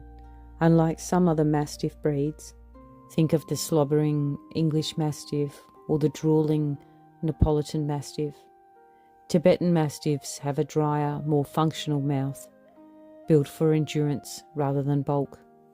Those wet-mouthed Mastiff breeds were often developed for specific purposes, where a loose mouth structure was acceptable or even useful. But in the extreme cold of Tibet, excessive drooling would be problematic. Drool would freeze. It would form icicles around the dog's mouth. It would waste moisture that the dog needed to conserve in the dry mountain air. So the Tibetan Mastiff evolved with tighter lips, less drooling, a drier mouth. The jaws are still powerful, perhaps even more powerful because the structure is more efficient, but without the excess tissue that would create problems in their environment. Form following function, as it always does in breeds shaped by genuine working demands, rather than just aesthetics. These physical tools, the powerful head, the strong bite, the efficient mouth structure, gave the Tibetan Mastiff the capacity to fight when necessary. But here's the crucial thing. Their strength, bark, and presence often deter threats without physical confrontation. This is the genius of the Tibetan Mastiff as a guardian. They can fight. They have the tools for it, but they prefer not to. Why risk injury in a fight when you can prevent the fight from happening in the first place? That's where that deep, booming bark comes in again, that foghorn voice that carries for miles. When a wolf pack hears that sound, they have to make a calculation. Is the prey they're stalking worth confronting a large, clearly confident dog? Often the answer is no. Easier prey exists elsewhere. Move on. When a bear approaches a settlement and encounters a Tibetan Mastiff, the bear sees the dog's size, hears that powerful bark, and reconsiders. Bears are large and powerful, but they're not invincible. They can be injured. An injury in the wild can be a death sentence. Why risk a fight with a dog that looks and sounds fully capable of inflicting such an injury? The mere presence of a Tibetan Mastiff changes the predator's calculation. It transforms a settlement from easy target to not worth the risk. This is deterrence in its purest form. Protection through the credible threat of force, without the force needing to be used. Of course, sometimes deterrence fails. Sometimes the predator was desperate enough, hungry enough, or bold enough to press an attack on anyway. When that happens, the Tibetan Mastiff had to back up its threats. It had to fight. And the physical capabilities we've described, the size, the strength, the powerful bite, meant it could fight with a real chance of success. There are old stories passed down through generations of Tibetan Mastiffs fighting wolves to protect their herds, fighting bears to protect settlements. The dogs didn't always win. Sometimes they were injured or killed, but they fought with such ferocity and skill that even winning predators often decide the cost was too high to try again. This combination, the ability to deter through presence and the ability to fight when deterrence failed, made the Tibetan Mastiff an incredibly effective guardian, not through mindless aggression, not through reckless bravery, but through intelligence, calculated defense, backed by genuine physical capability. Even today, even in Tibetan Mastiffs that have lived for generations as pets or show dogs far from Tibet, these physical traits remain: the broad skull, the powerful jaws, the imposing presence. They're part of what defines the breed, echoes of thousands of years spent face to face with some of nature's most formidable predators. Now we come to an interesting aspect of the Tibetan Mastiff's history, a story of isolation and preservation, of a breed that remained hidden from most of the world for thousands of years. You see, while other Mastiff-type dogs were spreading across continents, travelling with armies and traders, becoming known throughout the ancient world, the Tibetan Mastiff stayed home. It remained in the Himalayan valleys and on the Tibetan plateau. It stayed hidden. Other Mastiff breeds have ancient and widespread histories. The Molossus dogs of ancient Greece and Rome spread west with conquering armies. English Mastiffs can be traced back at least to Roman times in Britain. Neapolitan Mastiffs guarded estates in Italy. Spanish Mastiffs protected flocks in Iberia. Mastiff-type dogs appeared throughout Europe, the Middle East and parts of Asia. These breeds changed over time. They mixed with other dogs. They adapted to new environments and new purposes. Their original forms were modified by the needs and preferences of the people who owned them. By the time we reach the modern era, many of these Mastiff breeds have diverged significantly from whatever ancient ancestors they shared. But the Tibetan Mastiff? It remains isolated in Himalayan valleys. Think about what that means. The Himalayan region is one of the most geographically isolated places on Earth. Mountains form barriers that are difficult to cross. Valleys are separated from each other by high passes that close with snow for much of the year. The Tibetan Plateau itself is surrounded by some of Earth's highest mountain ranges. This geography created a kind of natural breeding isolation. Tibetan Mastiffs rarely encountered dogs from outside their region. There was limited opportunity for mixing with other breeds. The gene pool remained relatively pure, relatively unchanged. Moreover, the people who lived in this region had no reason to change the dogs. The Tibetan Mastiff was perfectly adapted to local conditions.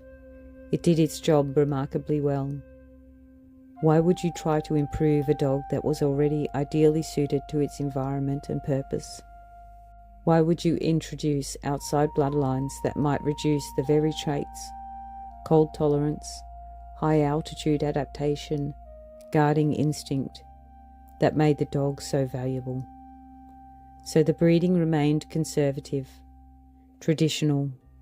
Dogs that looked and acted like the good working dogs of previous generations were valued. Dogs that deviated too far from the type were not favoured for breeding. Generation after generation, the breed remained essentially true to its ancient form. This isolation preserved their ancient type. When we look at Tibetan Mastiffs of today, we're seeing something remarkably close to what the breed looked like thousands of years ago, 2,000 years ago, perhaps even longer. The fundamental type, the size, the coat, the structure, the temperament, has remained stable across centuries and millennia. This is extraordinary when you think about it. Most dog breeds we know today were developed or heavily modified in the last few hundred years. The Victorian era in particular saw an explosion of dog breeding, with people creating new breeds and drastically altering existing ones to fit changing tastes and purposes. But the Tibetan Mastiff largely missed this period of rapid change. It remained hidden away, continuing its ancient work in its ancient homeland, largely unknown to the dog fanciers and breeders who were reshaping so many other breeds. This kept them largely unknown to the Western world for centuries. Europe knew about other ancient dogs, the Pekingese from China, for example, or various Spitz breeds from further north. But the Tibetan Mastiff, it was a legend, if it was known at all. Stories of massive dogs guarding Himalayan monasteries, rumours of lion dogs in Tibet, but very little concrete information reached the West. The first Westerners to encounter Tibetan Mastiffs were explorers and travellers who ventured into the Himalayan region. Their accounts describe magnificent, fearsome dogs that challenged their every step. But bringing such dogs back to Europe was difficult. The journey was long and arduous. The dogs were expensive and not readily available. And perhaps most importantly, the dogs themselves did not travel well. Removed from their high-altitude, cold environment, many Tibetan Mastiffs struggled to adapt to warmer, lower elevation climates. So the breed remained rare in the West. Even when examples did make it to Europe or America, breeding programs struggled. The dogs needed special conditions. They needed careful management. They didn't thrive in typical kennel settings. Early attempts to establish the breed outside its native region often failed or produced only limited success. This means that for most of history, the Tibetan Mastiff remained a mystery to Western dog enthusiasts. A breed spoken of but rarely seen, ancient but unknown, impressive but inaccessible. In a way, this isolation was a gift. While other ancient breeds were being modified, diluted, or lost entirely, the Tibetan Mastiff continued unchanged. It preserved a direct genetic and behavioural link to ancient times. It remained a living example of what dogs were like before modern breeding practices began to reshape them. Today, that isolation has ended. Tibetan Mastiffs can be found around the world. Breeding programs exist on multiple continents. The breed is recognised by major kennel clubs. They participate in dog shows, live as pets, work as guardians in new countries and climates. But they carry with them that heritage of isolation, that genetic purity from thousands of years of conservative breeding in a restricted geographical area. That ancient type preserved through isolation that makes them unique among large dog breeds. When you encounter a Tibetan Mastiff today, anywhere in the world, you're encountering a breed that time almost forgot, a breed that the rest of the world almost never knew, a breed that remained hidden in the valleys and plateaus of the Himalayas for thousands of years, doing its ancient work, largely unchanged by the forces that reshaped so many other dogs. That's a remarkable story, a story of isolation turned into preservation, a story of geographical barriers that protected rather than limited, a story of a breed that stayed true to itself because it stayed home. For thousands of years, the Tibetan Mastiff lived in its mountain homeland, largely unknown to the wider world. But eventually, as it always does, the outside world came calling. Travellers, explorers, people driven by curiosity or commerce to venture into remote regions. And when these travellers encountered the Tibetan Mastiff, they could hardly believe what they were seeing. Let's start with one of history's most famous travellers, Marco Polo, the Venetian merchant who in the 13th century journeyed along the Silk Road all the way to China and beyond. His travels took him through Central Asia, and his route brought him close to, if not directly through, the regions where Tibetan Mastiffs lived and worked. Marco Polo kept detailed accounts of his journey. He wrote about the things that amazed him, the sights that seemed almost unbelievable to European eyes. And among those accounts, he described massive Tibetan dogs. Dogs, he said, that were as large as donkeys. Now, Marco Polo was known to sometimes exaggerate, to make his tales more exciting, more memorable, and certainly no Tibetan Mastiff is literally as large as a donkey. But consider what he must have seen. He came from Venice, where dogs were smaller, where the largest dogs might have been hunting hounds or mastiffs that were substantial but not massive. And then, in these remote mountainous regions, he encountered Tibetan Mastiffs, dogs that might have weighed 150, 160, 180 pounds, dogs with thick coats that made them appear even larger, dogs standing 28, 29, 30 inches at the shoulder, dogs with massive heads and powerful builds. To someone unfamiliar with such dogs, the comparison to a donkey might not have seemed that far-fetched, especially if the dog was standing next to local people.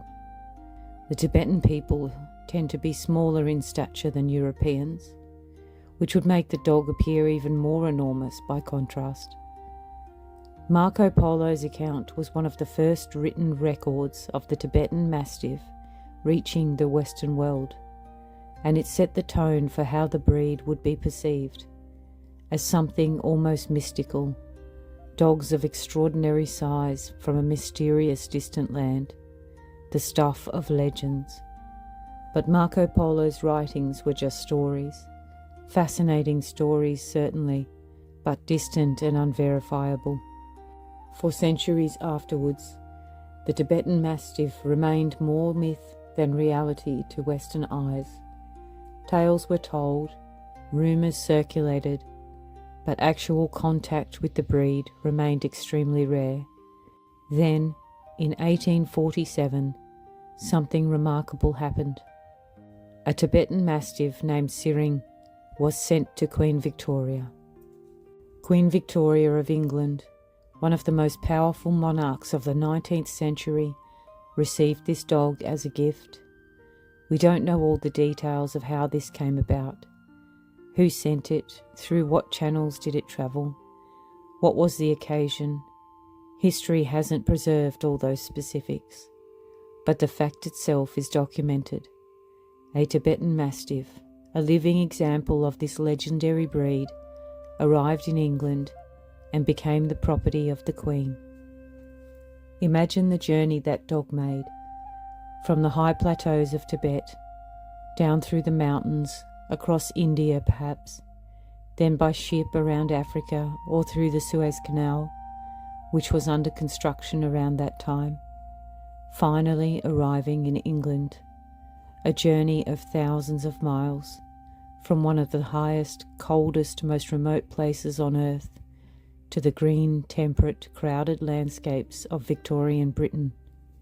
How did Syring adapt? We don't have detailed records, but it must have been challenging. The climate was all wrong, too warm, too humid. The altitude was all wrong, too low, the air too thick. The environment was all wrong, no mountains, no rocky terrain, no wolves or bears to guard against. But Syring's arrival in England was significant beyond the dog itself. It represented the first confirmed presence of a Tibetan Mastiff in the Western world. It sparked interest among dog enthusiasts. People who had only heard stories could now see the reality. Yes, these dogs were real. Yes, they were as impressive as the tales suggested. No, they weren't quite as large as donkeys, but they were certainly among the largest, most imposing dogs anyone in England had ever seen. This sparked curiosity, interest, a desire to learn more about this breed, and slowly, very slowly, more information began to filter into the West. Other travellers brought back accounts. A few more dogs made the journey, though they remained extremely rare. Then, in 1873, something important happened in the formal world of dog breeding. The Kennel Club, the official registry for purebred dogs in Britain, officially named the breed Tibetan Mastiff. This might seem like a small thing, just a name, just a formal classification, but in the world of dog breeding, official recognition is crucial. It means the breed is acknowledged as distinct, legitimate, worthy of preservation and study. It means standards can be developed, records can be kept, breeding programs can be formalised. The name itself, Tibetan Mastiff, was carefully chosen. Tibetan to indicate the origin, the homeland of the breed. Mastiff to place it within the family of the large, powerful guardian dogs. The name connected this ancient breed to the broader Mastiff family while acknowledging its unique geographical and cultural origin. But here's the thing, formal recognition didn't immediately change the breed's situation. It remained rare, extremely rare. A handful of dogs in England, perhaps a few scattered elsewhere in Europe. Nothing like a sustainable breeding population. Nothing that could really establish the breed outside its Asian homeland. Still, 1873 marked a turning point. From that moment forward, the Tibetan Mastiff was no longer just a legend, no longer just a traveller's tale. It was an officially recognised breed, part of the formal structure of Western dog breeding, a starting point from which the breed could eventually spread beyond Tibet. These early encounters between the West and the Tibetan Mastiff were marked by wonder and confusion. Wonder at the dog's size and presence, confusion about how to properly care for and breed these animals outside their native environment. The dogs didn't thrive in typical kennels. They didn't adapt easily to different climates. They maintained their independent, territorial temperament, even when the territories they were asked to guard were nothing like the Tibetan plateau. Western dog enthusiasts were learning what Tibetan herders had known for thousands of years. This was a specialised breed, shaped by and for a specific environment and purpose. You couldn't just transplant a Tibetan Mastiff to England or France or America and expect it to become a typical European working dog or companion. The breed carried too much history, too much adaptation, too much specialisation. But the fascination remained. These dogs were different from anything else, more ancient than most breeds, more imposing in presence, more connected to a distant, mysterious culture. They represented something primal and powerful, a link to older ways, older partnerships between humans and dogs. And so, despite the challenges, despite the rarity, despite the difficulties of breeding and maintaining them outside Tibet, interest in the Tibetan Mastiff persisted. The seed had been planted. The breed had been discovered by the West, and slowly, over the decades, that discovery would grow into something more substantial. The late 19th and early 20th centuries saw the beginning of a serious Western interest in formalising the Tibetan Mastiff as a recognised breed outside its homeland. This was a period of great enthusiasm for dog breeding in general. Dog shows were becoming popular. Kennel clubs were establishing standards. People were fascinated by the diversity of dog breeds and eager to document, preserve, and promote them. The Tibetan Mastiff fit perfectly into this growing interest in rare and exotic breeds. But turning interest into reality, actually establishing sustainable breeding populations outside Tibet, proved to be a long and difficult process. The 20th century British imports helped establish Western breeding lines. Britain, with its colonial presence in India and its complex relationship with Tibet through India, had better access to the region than most other Western nations. British officials, military officers, and travellers occasionally had opportunities to acquire Tibetan Mastiffs, either as gifts or through purchase. These imports were precious. Each dog represented a genetic line, a contribution to what everyone hoped would eventually become a self-sustaining population outside Tibet. Breeders carefully documented the dog's origins when they could. Which region of Tibet did they come from? What were their parents like? What were their working histories? But the challenges were immense. First, the dogs were expensive and difficult to obtain. You needed connections, resources, and often luck. Second, the journey from Tibet to Britain was arduous. Not all dogs survived it, and those that did often arrived stressed and in poor condition. Third, and perhaps most challenging, breeding them in Britain proved difficult. The climate was wrong, too warm and wet for dogs adapted to cold, dry conditions. Many dogs developed health issues. The population was tiny, which meant limited genetic diversity and the risk of inbreeding. And the dog's independent, territorial temperament didn't always fit well with British expectations of how dogs should behave. Despite these challenges, dedicated breeders persisted. They learned, they adapted their methods. They built facilities that tried to recreate some aspects of the Tibetan environment. Cool, dry spaces where the dogs could be comfortable. They studied the breed, trying to understand its needs and characteristics. Then, in 1931, something significant happened. The Tibetan Breeds Association formed. This was an organisation specifically dedicated to Tibetan dog breeds, not just the Tibetan Mastiff, but also smaller breeds like the Lhasa Apso and Tibetan Spaniel.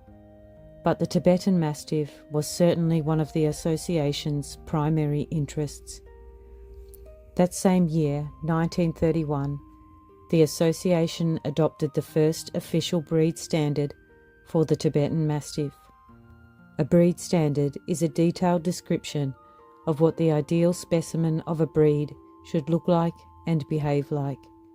It covers everything: size, proportions, coat type and colour, head structure, gait, temperament.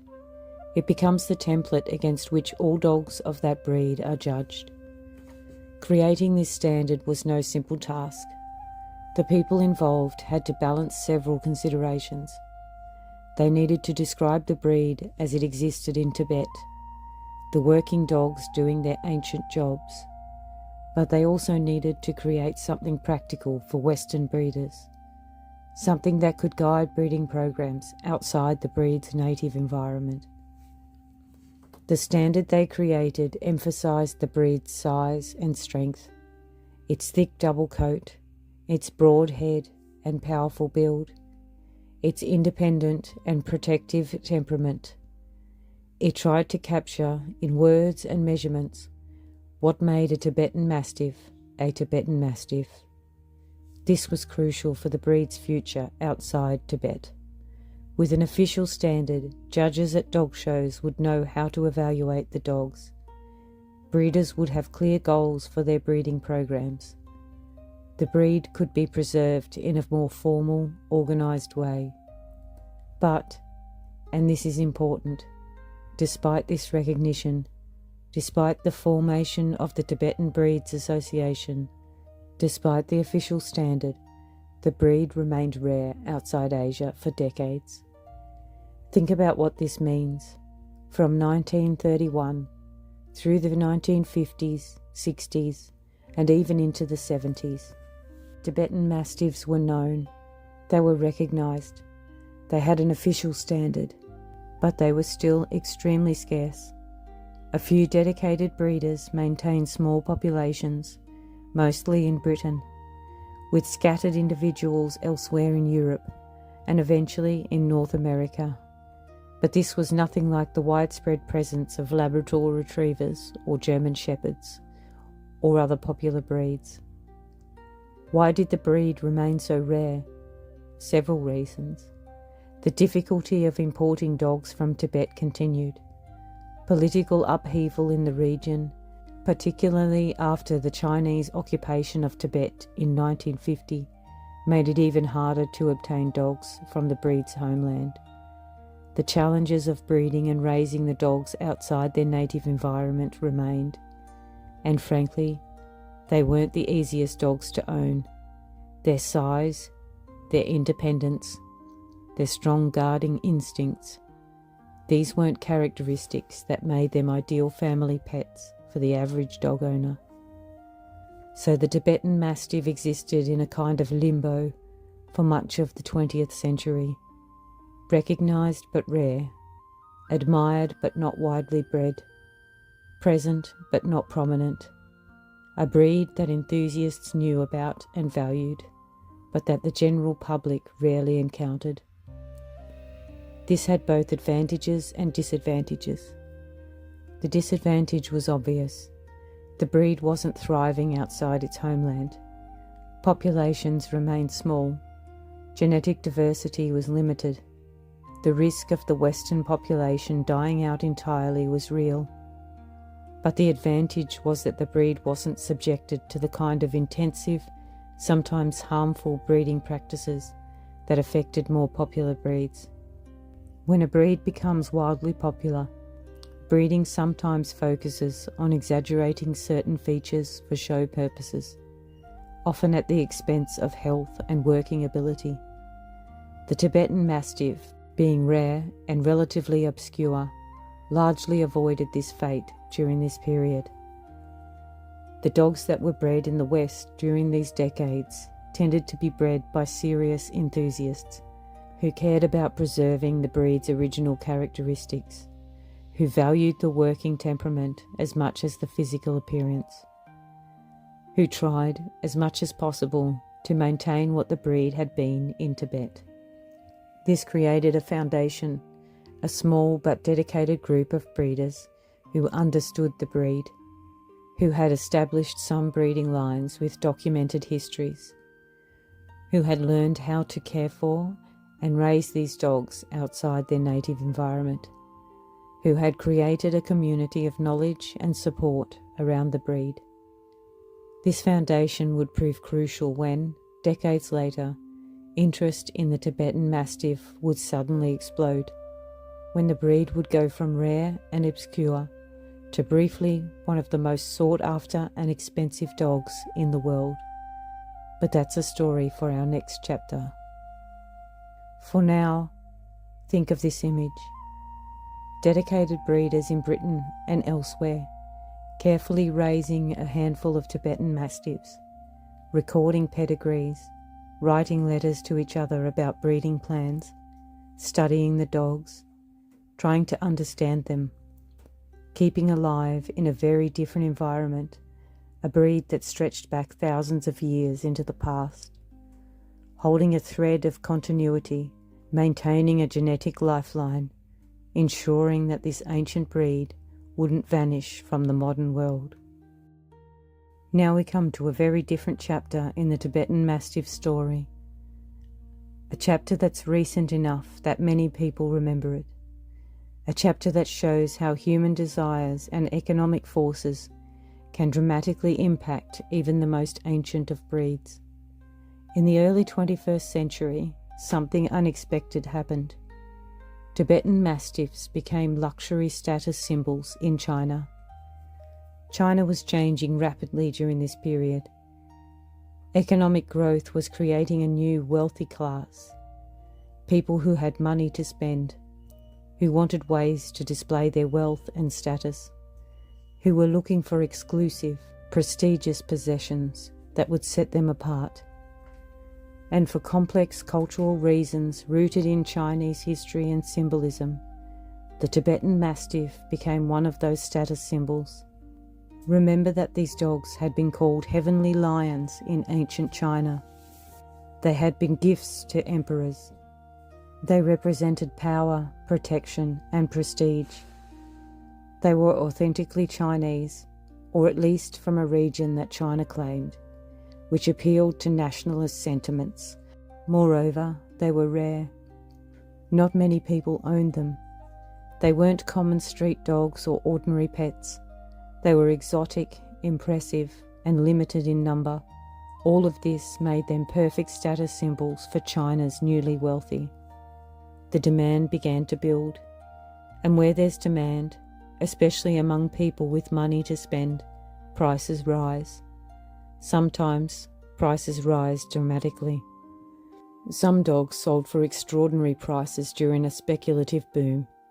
We're not talking about a few $1,000s. We're talking about hundreds of thousands of dollars. In some cases, over $1 million for a single dog. In 2011, a Tibetan Mastiff named Big Splash, or Hongdong in Chinese, reportedly sold for 10 million Chinese yuan. That's approximately 1.5 million US dollars for one dog. 1 year later, another Tibetan Mastiff reportedly sold for even more. These weren't isolated incidents. They were the peak of the market where six-figure prices for Tibetan Mastiffs had become almost routine amongst China's elite. This created a speculative bubble. People weren't buying these dogs primarily as companions or even as guardians. They were buying them as investments, as assets that they believed would increase in value. Breeders were producing puppies as fast as possible, knowing they could command astronomical prices. The whole situation had the character of a financial bubble. Prices disconnected from any rational assessment of value, driven purely by speculation and status competition. What were these million-dollar dogs like? Often they were dogs that had been heavily bred for appearance over function. Breeders were creating dogs with exaggerated features, thicker coats, larger heads, heavier builds than traditional Tibetan Mastiffs. Dogs that looked impressive for photographs and social media posts. Dogs that could be shown off as luxury items. But like all speculative bubbles, this one couldn't last. The problem with bubbles is that they're built on unsustainable foundations. Prices can't keep rising forever. Eventually, reality intrudes. The market corrects. And when the Tibetan Mastiff market in China collapsed, it collapsed hard. By the mid-2010s, the bubble had burst. Dogs that had sold for hundreds of thousands a few years earlier were now worth a fraction of that. Breeders who had invested heavily in breeding programs found themselves with dogs they couldn't sell. People who had bought Tibetan Mastiffs as investments discovered those investments were now worthless. When the market collapsed, many dogs were abandoned. This is the heartbreaking part of the story. These dogs, living beings, not just commodities, were discarded when they lost their value as status symbols. Some were simply released onto the streets. Others were sent to shelters that were overwhelmed and couldn't care for them properly. Some were killed. The exact numbers are hard to determine, but reports suggest hundreds, possibly thousands of Tibetan Mastiffs were abandoned across China. This marked a dramatic modern chapter in the breed's history. From sacred guardians on the Tibetan plateau to rare and valued breeding stock in the West, to million-dollar status symbols in China, to abandoned animals crowding shelters. The arc was tragic and disturbing. The boom and bust cycle also created concerns about the breed itself. Many of the dogs bred during the boom period were products of poor breeding practices, bred for appearance without regard for health or temperament, bred from limited gene pools with high levels of inbreeding, bred by people who didn't understand or care about the breed's working heritage and original purpose. This created a divergence within the breed. On one side, traditional Tibetan Mastiffs, dogs that still worked as guardians in Tibet and Mongolia, or dogs bred in the West by people who valued the breed's original characteristics. On the other side, heavily stylized show dogs, bred primarily for exaggerated appearance, often with health and temperament problems resulting from poor breeding practices. Some breed enthusiasts worried that the original Tibetan Mastiff, the hardy, functional guardian of the plateau, might be overwhelmed or lost in this flood of poorly bred, appearance-focused dogs, that the breed's genetic integrity and working ability might be permanently damaged. The situation has stabilised somewhat in recent years. The speculative market is gone. Prices have returned to more reasonable levels. The abandonment crisis has eased, though its effects linger. But the boom and bust cycle left its mark on the breed and raised important questions about what the Tibetan Mastiff should be in the modern world. It's a cautionary tale about what happens when living animals become status symbols and investment vehicles, when their value is measured in money rather than in their inherent worth as intelligent, feeling beings, when human greed and vanity override respect for the breed's heritage and the individual dog's welfare. But it's also a reminder of resilience. Despite everything, despite being commodified, despite market collapse, despite abandonment, the Tibetan Mastiff endures. The breed survived thousands of years on the harsh Tibetan plateau. It survived the challenges of adaptation to Western environments, and it will survive this modern trauma too.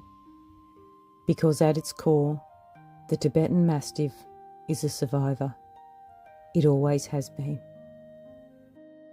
Close your eyes and breathe.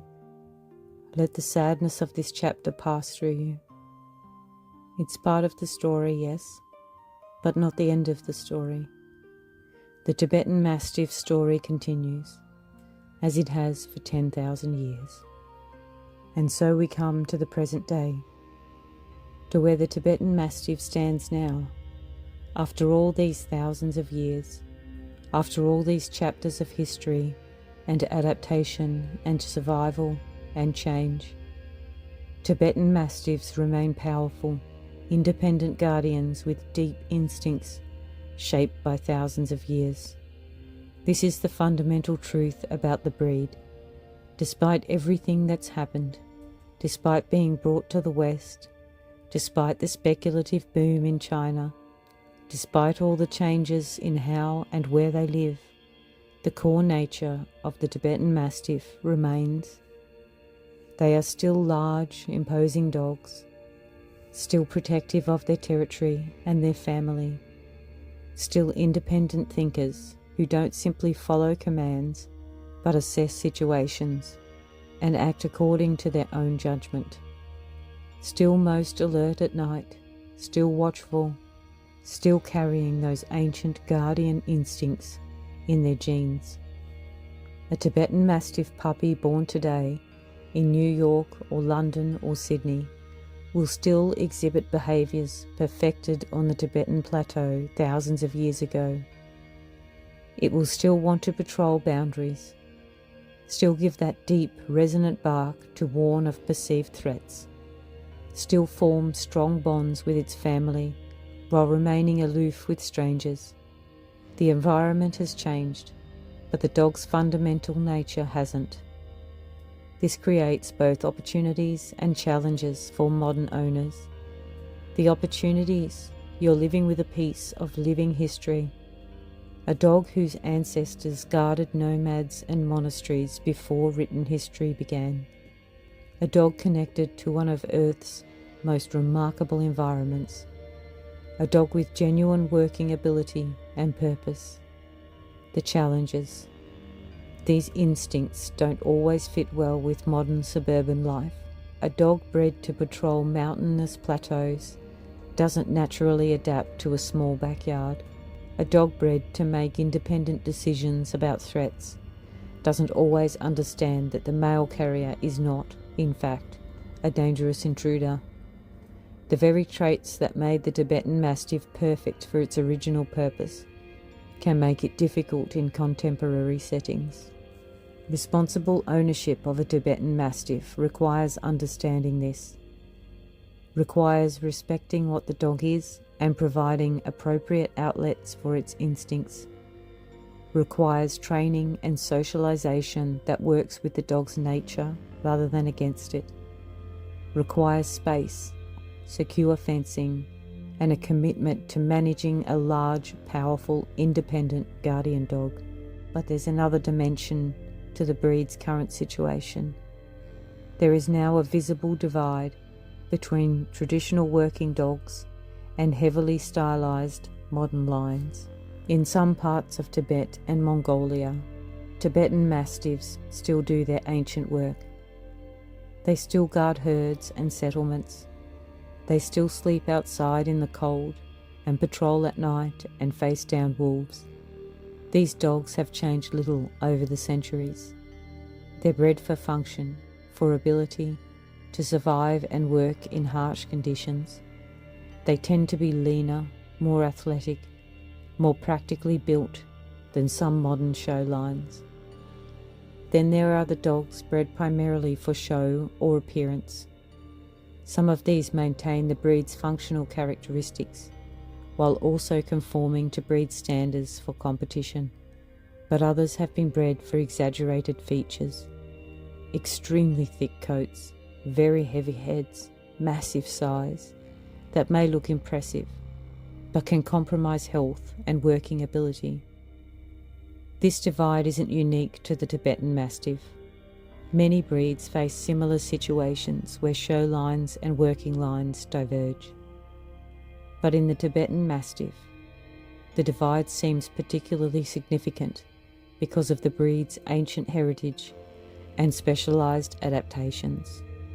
There's a risk that, in pursuing a certain look for the show ring, breeders might lose the functional characteristics that made the breed remarkable in the first place. Some breeders and enthusiasts are working to bridge this divide, to produce dogs that can compete successfully in shows while also maintaining the health, temperament, and working ability of traditional Tibetan Mastiffs, to preserve all aspects of the breed. Appearance, yes, but also function, temperament, and genetic health. It's a delicate balance, one that requires dedication, knowledge, and a deep respect for the breed's heritage. But despite these challenges and complications, the fundamental truth remains. The breed stands as a living link between ancient human survival and modern companionship. Think about what that means. 10,000 years ago, or 8,000 or 5,000, we don't exactly know when, but somewhere in that vast stretch of time, wolves and humans on the Tibetan plateau began forming a partnership that evolved into the Tibetan Mastiff, a partnership based on mutual survival. Humans needed protection for their families and livestock. Canids that partnered with humans gained reliable food and shelter. Together they survived in one of Earth's harshest environments. That partnership shaped both species. Humans learned to work with these dogs, to understand their behaviour, to breed selectively for desired traits. The dogs evolved to work with humans, to understand human needs, to fit into human societies while maintaining their essential nature as guardians. And that ancient partnership still exists today, albeit in a very different form. A Tibetan Mastiff sleeping on a comfortable bed in a climate-controlled house is living a very different life than its ancestors did on the wind-swept plateau. But the bond remains, the partnership remains. The dog still provides protection, even if it's more psychological than physical in modern settings. The human still provides care and shelter. The relationship that began all those thousands of years ago continues. This makes the Tibetan Mastiff more than just another dog breed. It's a living connection to our shared past with dogs, to a time when the partnership between humans and canids was more obviously about survival. When dogs weren't primarily pets or companions, but working partners whose contribution was essential to human survival in harsh environments. When you touch a Tibetan Mastiff, you're touching a thread that runs back through thousands of years of breeding, thousands of years of coevolution, thousands of years of partnership between humans and dogs. That's profound. That's worth preserving and worth respecting. The Tibetan Mastiff today exists in a world very different from the one that shaped it. Modern technology is changing how humans live and work. The ancient nomadic life that the breed was part of is disappearing in many areas. But the breed endures. It adapts, as it has always adapted. It finds new roles while maintaining its essential character. Some Tibetan Mastiffs still guard herds and settlements in remote areas. Others live as companions in cities around the world. Some compete in dog shows. Others work as therapy dogs or in other service roles. The breed is flexible enough to fill different niches while remaining fundamentally true to itself. And perhaps that's the most important thing to understand about the Tibetan Mastiff in the modern world. It's a breed that carries immense history and heritage, but is not frozen in the past. It's alive, evolving, finding its place in contemporary human society, while maintaining the core characteristics that make it unique. The ancient guardian walks among us, in the cities and suburbs of the modern world, in breeding programs around the globe, in the remaining traditional settings of the Himalayas. Everywhere it goes, it carries its history with it. 10,000 years of adaptation, 10,000 years of partnership with humans, 10,000 years of being what it is, powerful, independent, protective, enduring. The Tibetan Mastiff, from the roof of the world to the world entire, from the deep past to the uncertain future, ancient and eternal, changed and unchanging, a living link, a guardian still. I invite you now to relax and imagine. Close your eyes, breathe slowly. We're going to leave the world of facts and history for a while. We're going to step into a story, a dream perhaps, or a memory from a time before we were born. It doesn't matter which. Just follow me slowly, gently, to a place very far away and very long ago. We're climbing, not quickly, there's no rush. One step at a time, up the narrow mountain path. The air grows thinner with each step. Your breath comes a little harder, but that's all right. There's no hurry. We have all the time in the world. The path winds upward between rocks and scattered juniper trees. Their twisted trunks speak of centuries battling the wind. Their branches reach out like gnarled fingers, but they're not threatening, they're welcoming. They're saying, you're almost there, almost home. The sun is lowering in the western sky, not setting yet, but thinking about it. The light is golden and slanting, painting everything in warm amber tones. The rocks glow. The few remaining patches of snow catch the light and throw it back, pale gold against the deeper gold of stone. And then, rounding one more turn in the path, you see it. The monastery. It sits on a shelf of stone, built against the mountain itself, as if it grew there rather than being constructed by human hands. The walls are white, made of stone and lime plaster, thick enough to withstand any storm. The roof corners curve upward in that distinctive Tibetan style, and prayer flags stretch between the buildings, strung on lines that run from roof to roof, from pole to pole. The flags, red, blue, white, green, yellow, flutter in the breeze, sending their prayers out into the vast sky. This monastery is old. No one remembers exactly how old. The current buildings might be 200 years old, 300, but there's been a monastery here for much longer, perhaps 1,000 years, perhaps more. Monks have lived and prayed here, generation after generation, century after century, while the world below changed and changed again. But here, time moves differently. Here, the ancient rhythm continues. Sunrise and sunset, prayer and meditation, the turning of the seasons, the eternal presence of the mountains. You approach the entrance. The gate is simple but substantial.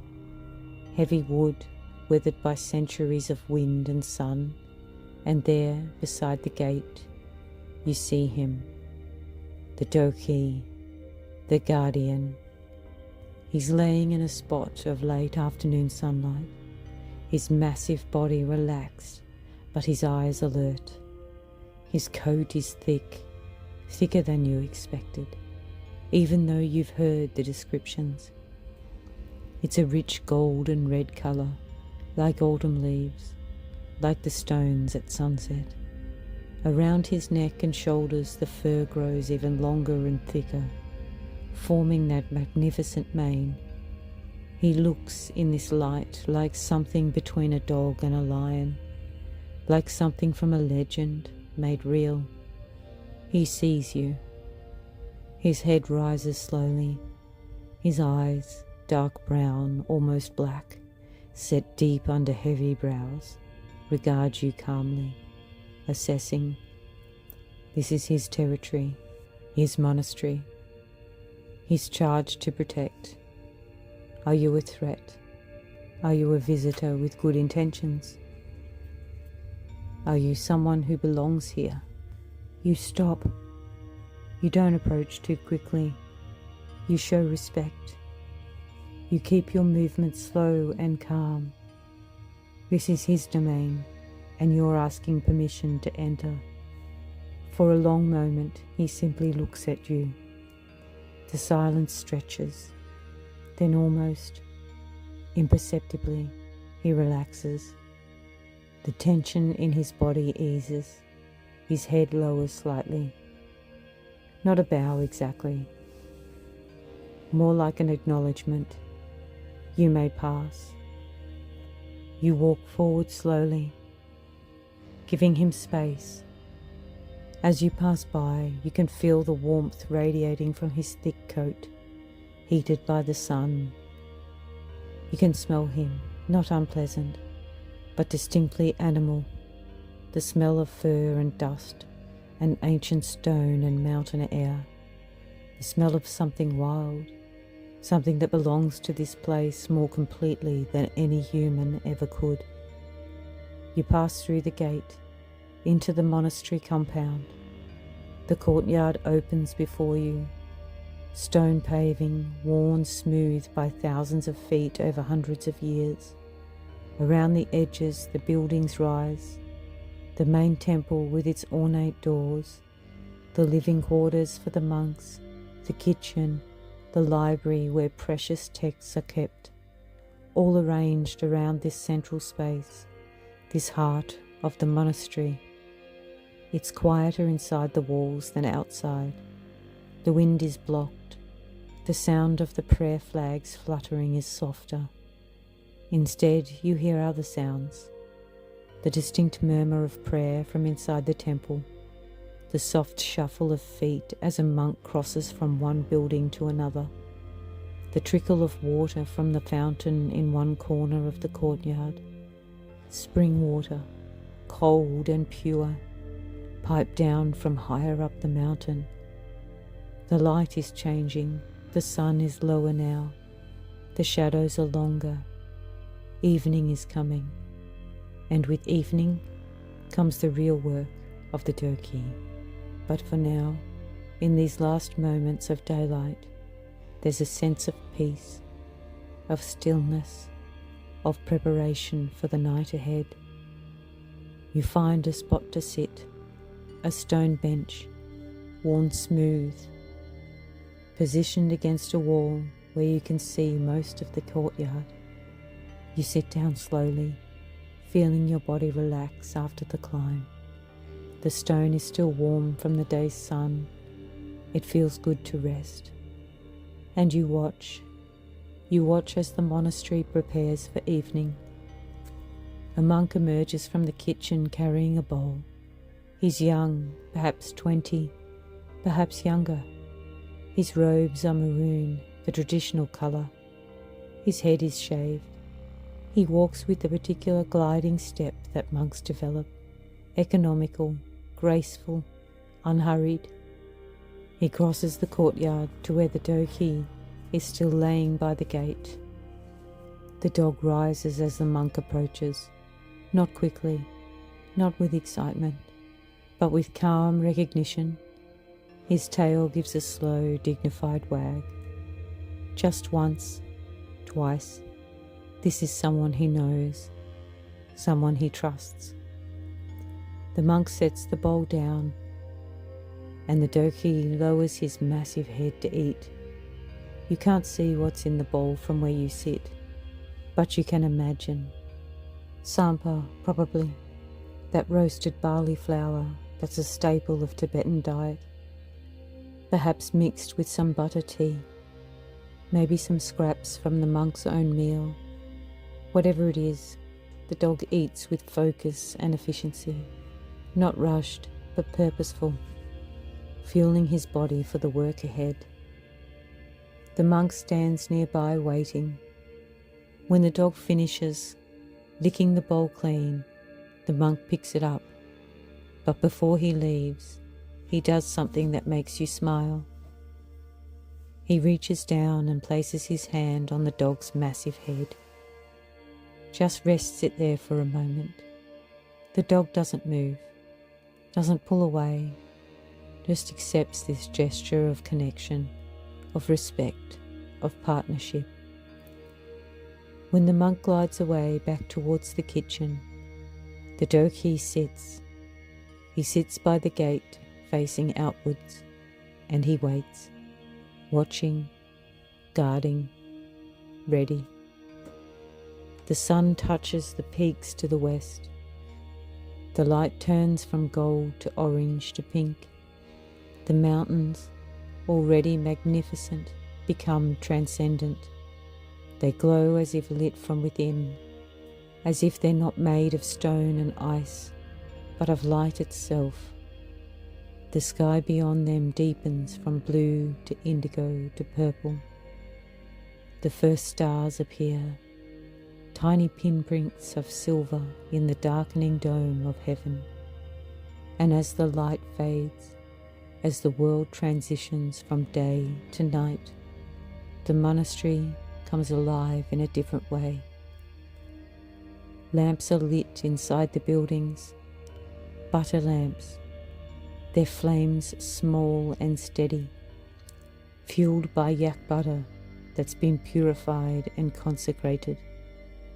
The warm yellow light spills from windows and doorways, creating pools of illumination in the gathering darkness. From the main temple you hear the sound you've been waiting for, the sound that defines this place, this life, this ancient practice, the sound of chanting. It starts low, so low you can almost feel it rather than hear it, a deep, resonant hum that seems to come from the earth itself, from the mountain, from somewhere beyond the physical world. Then voices join in, layer upon layer, creating harmonies that shouldn't be possible from human throats alone. The monks are performing their evening prayers. This ritual has been performed here every evening for centuries. The same words, the same melodies, the same rhythm. A continuity that stretches back beyond memory. The prayers aren't in a language you understand.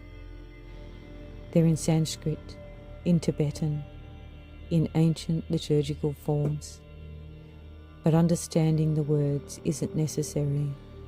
The sound itself carries the meaning, devotion, dedication, an offering of focus and attention to something greater than self. You close your eyes and listen. The chanting washes over you like a tide. It's hypnotic, meditative. Each phrase rises and falls, builds and releases. The monks' voices blend into something larger than individual voices, something collective, something that feels, in this moment, like the voice of the mountain itself. And underneath the chanting, barely perceptible, you hear something else, a deeper sound, a rhythmic percussion. The monks are using ritual instruments, drums made of hide stretched over wooden frames, bells and cymbals of various sizes, long horns, those famous Tibetan horns that can be 6, 8, 10 feet long, producing notes so deep they vibrate in your chest. All of it blends together, the voices, the instruments.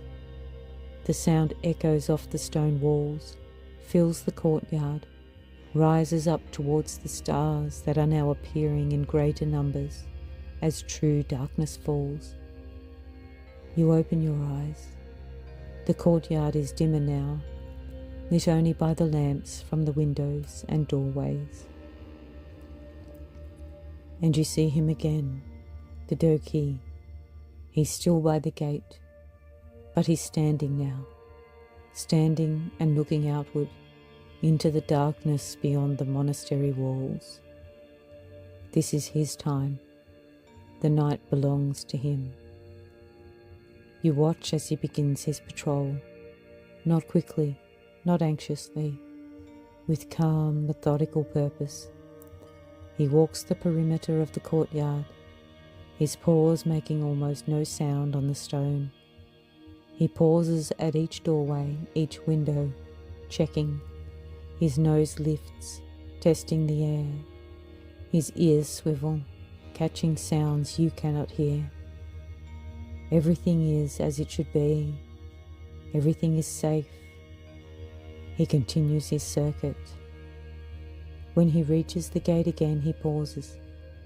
He stands there for a long moment, looking out into the night. From where you sit, you can see his profile silhouetted against the slightly lighter darkness of the sky. His head is noble, alert. His tail hangs naturally, not tucked in fear, not raised in aggression, just neutral, ready. Then he does something you've read about but never witnessed. He barks. That deep, booming sound, that foghorn voice that carries for miles. It rolls out across the valley, bounces off the cliffs, echoes back. It's not an aggressive bark, not frantic or fearful. It's a statement, a declaration. This place is guarded. This place is protected. This is the territory of the Do-Khyi, and all who threaten it should reconsider. The bark fades into silence. The chanting from the temple continues uninterrupted. The monks have heard this sound every night for as long as they can remember. It's part of the rhythm of this place, as natural and expected as the evening prayers themselves. The Do-Khyi settles back into his watch. He lays down again near the gate, but he doesn't sleep. His eyes remain open, scanning the darkness. His ears remain alert, tracking the sounds. This is his job. This is his purpose. This is what 10,000 years of evolution and breeding have prepared him for. You stand slowly and decide to explore a bit more before finding your place to sleep for the night. You walk carefully across the courtyard, your footsteps soft on the stone. The Do-Khyi's eyes track you, but he doesn't move. You're inside the perimeter. You're known. You're safe. You approach the temple. The door is open, and warm light spills out. You pause at the threshold, not wanting to intrude, but curious. Inside you can see the monks. There are perhaps 15 of them, ranging in age from teenagers to elderly men whose faces are maps of wrinkles weathered by decades of life at this altitude. They sit in rows facing a large statue of Buddha. The statue is gilded, and in the lamplight it seems to glow. The Buddha's face is serene, eyes half closed in meditation, lips curved in the gentlest of smiles. Around the statue are offerings, bowls of water, grains of rice, flowers that must have been carried up from the valleys below at great effort.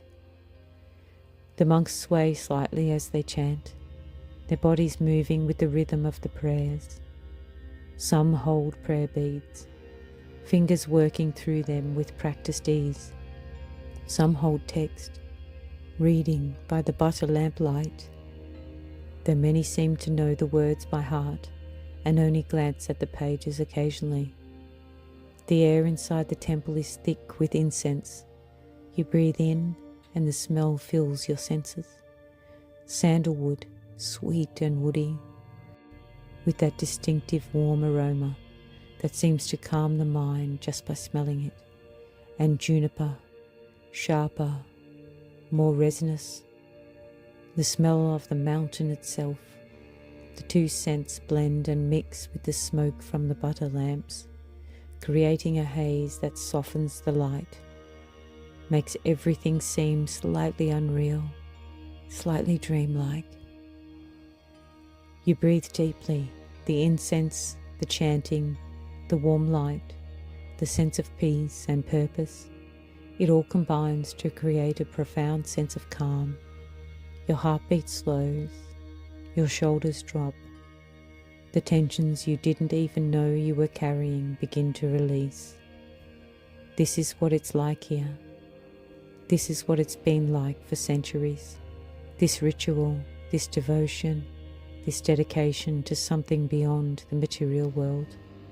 And outside, always outside, the Do-Khyi keeps watch. The physical guardian of a spiritual place, the protector of those who have dedicated their lives to protection of a different kind.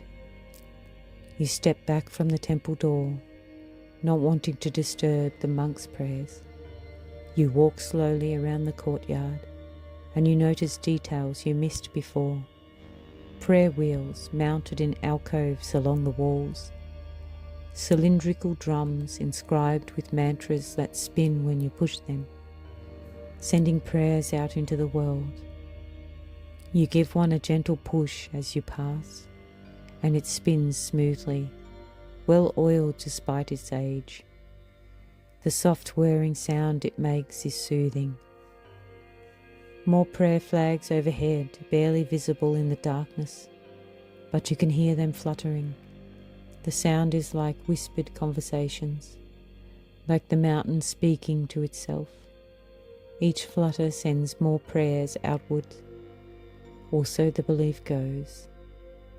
Prayers for peace, for compassion, for the welfare of all beings.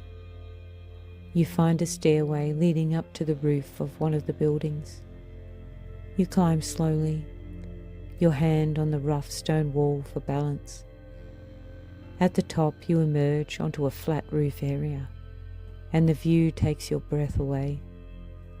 The stars, there are so many stars, more than you've ever seen, more than you imagined existed. At this altitude, in this clear, dry air, with no light pollution for hundreds of miles, the sky is a tapestry of light. The Milky Way stretches across the dome of heaven like a river of silver. Constellations you've read about but never really seen clearly are suddenly obvious. And because the familiar stars, thousands upon thousands of others, creating patterns within patterns, a complexity of light that makes you dizzy if you look too long. The mountains rise around you, darker shapes against the dark sky, their peaks still touched with the faintest hint of starlight reflecting off snow and ice. They're immense, incomprehensibly vast. They make you feel small, but not insignificant. Small in the way that's actually comforting, a reminder that you're part of something larger, that your worries and anxieties are tiny things in the context of these eternal mountains, this ancient practice, this endless sky. You hear the Do-Khyi bark again, that deep voice rolling across the darkness, telling the night that all is well, telling any potential threat to stay away, telling the monks inside that they continue their prayers in safety. His voice is part of this landscape now, as much as the wind and the stars. You're not sure how long you stand there for. Time feels different here, stretched, elongated, as if each moment contains more space than moments usually do. The chanting from the temple continues, sometimes louder, sometimes softer, following the rhythms of the liturgy. The stars wheel slowly overhead. The wind picks up, then dies down again. Everything is in motion, but it's slow motion, peaceful motion. Eventually you climb back down from the roof. You're tired now. The altitude, the climb, the day's journey, all of it is catching up with you. Sleep is calling. Your body needs rest. You make your way to the guest quarters, a simple room with a bed platform covered in thick woolen blankets. No heat except what you can generate with your own body and what the blankets can trap. But it's enough. It's been enough for countless travellers who have stayed here over the centuries. You wrap yourself in the blankets, cocooning in their warmth. The wool smells faintly of smoke and juniper, the same smell that permeates the entire monastery. It's not unpleasant, it's comforting. The smell of this place, the smell of sanctuary. Through the small window you can see a slice of the courtyard, and there, still visible in the dim light, you can see the Do-Khyi. He's lying down now, but his head is up. His eyes open, still watching, still guarding. He won't sleep tonight, or if he does, it will be the lightest sleep, ready to wake at the smallest sound, the faintest indication of threat. You think about his ancestors, all those thousands of years of dogs who did exactly what he's doing now, who kept watch through cold nights and dangerous times, who stood between their humans and the threats of the wild world, who made survival possible in this impossible place. You think about the monks still chanting in the temple, their prayers rising up towards those infinite stars, their dedication to a practice that stretches back centuries, their faith that what they're doing matters, even if the effects are invisible, even if the world below never knows or cares.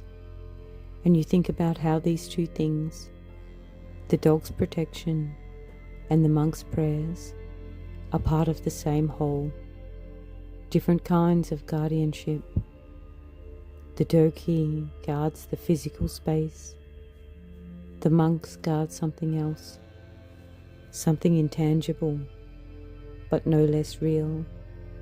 And together, they create this place of safety and peace and purpose. Your eyes grow heavy. The chanting is softer now. Or perhaps you're just falling deeper into sleep. The sound becomes part of your dreams. The deep voices, the ritual instruments, the periodic bark of the Do-Khyi. All of it blends into a soundscape that's both strange and deeply familiar. As if you've heard this before, as if, in some previous life, you lived here, walked these stones, breathed this thin, clear air. Outside, the night deepens, the temperature drops, the stars wheel overhead in their eternal dance. The wind whispers across the mountains, carrying stories from valley to valley, from peak to peak. And the Do-Khyi keeps watch. His thick coat protects him from the cold. His strong heart pumps oxygen-rich blood through his veins. His alert eyes scan the darkness. His sensitive ears catch every sound. He's completely adapted to this environment, completely suited to his work. He's not suffering. He's not uncomfortable. This is what he was made for. This is where he belongs. Hours pass. You sleep deeply, dreamlessly, in a way you haven't slept in years. The altitude, the thin air, the exhaustion, all of it combines to pull you down into profound rest. Your breathing slows, your body relaxes completely. The blankets hold your warmth. You're safe, protected, guarded by ancient walls and an even more ancient guardian. Sometime deep in the night, in the darkest hours before the dawn, something happens. You don't wake fully, but you hear it through the layers of sleep. The Do-Khyi barking, not just once or twice, but repeatedly, urgent, insistent, warning. The monks hear it too. You sense rather than see movement in the monastery. Lights appear in windows, voices call out, checking with each other. What is it? What does the guardian see? But then the barking stops. Silence returns. Whatever it was, a wolf pack considering an approach, a bear wandering too close, or perhaps just a fox or wild goat that startled the dog. It's gone now, driven away by that formidable voice. The threat, if there was a threat, has passed. The monks return to sleep, the lights go out. Silence settles over the monastery again, and you slip back into deeper sleep, reassured by the knowledge that the guardian is there, is alert, is doing his ancient work. When you wake, the first hints of dawn are touching the eastern sky. The stars are fading. The mountains are becoming visible again as dark shapes against a lightning sky. The temperature has dropped even further during the night. It must be well below freezing, but you're warm in your nest of blankets. You rise slowly, sniffily. You wrap one of the blankets around your shoulders and make your way outside. The courtyard is silent, except for the sound of wind. The butter lamps in the temple have burnt out. The monks are still sleeping, or perhaps in early meditation. The monastery is at its quietest. But the Do-Khyi is awake, still at his post by the gate, still watching. He's been awake all night, and now morning is coming, and he still watches. His coat is rimmed with frost. The moisture from his breath has frozen on the long fur around his muzzle, but his eyes are clear, alert, undimmed by the long night. You approach slowly. He watches you come, recognizing you as someone who belongs here now, someone who spent the night under his protection. You stop a respectful distance away, and you speak softly. "Thank you," you say, "for watching, for keeping us safe." He doesn't respond, of course, but his eyes meet yours for a moment, and you feel a connection, an understanding. This is his purpose. This is what he does. He doesn't need thanks, but he accepts it. Acknowledgement of his work, recognition of his service.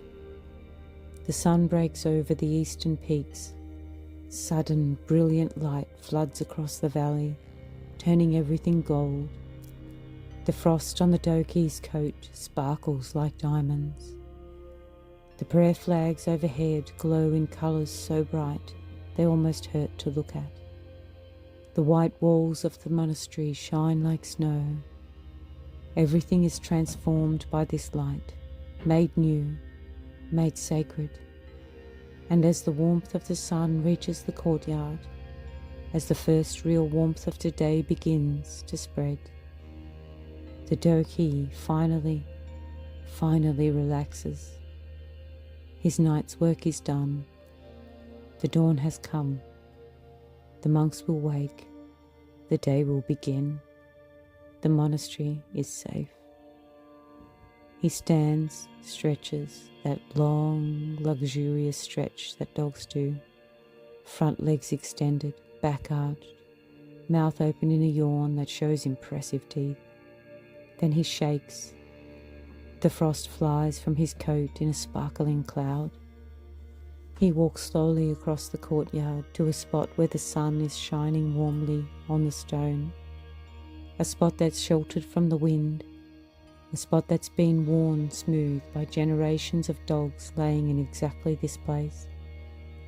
He circles once, twice, 3 times, then he lays down, settling his massive body onto the warm stone. He rests his head on his paws, his eyes closed. After a long night of vigilance, he can finally sleep, because the day has come, because the danger of night has passed, because his work, for now, is complete. You watch him for a moment, this magnificent creature, this living link to 10,000 years of history. His chest rises and falls with deep, steady breaths. His body relaxes completely into sleep. The guardian can rest because there are others awake now, because the monastery is coming to life, because for a few hours he can let go of his vigilance and simply sleep. You pull the blanket tighter around your shoulders and find your own spot in the sun. You sit on the stone bench where you sat last night, a lifetime ago. The stone is cold now. The sun is warming everything. The day is beginning. From inside the temple you hear a single bell ring, clear and pure. The note hangs in the cold air. Then voices join in. Morning prayers begin. The cycle continues.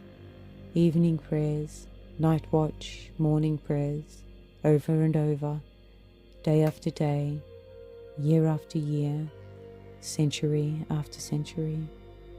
And through it all, the Do-Khyi, the guardian, the watcher, the protector, doing what his ancestors did, what his descendants will do, keeping watch through the night so that others can pray in peace, standing between the sacred and the dangerous, fulfilling the ancient contract between human and dog.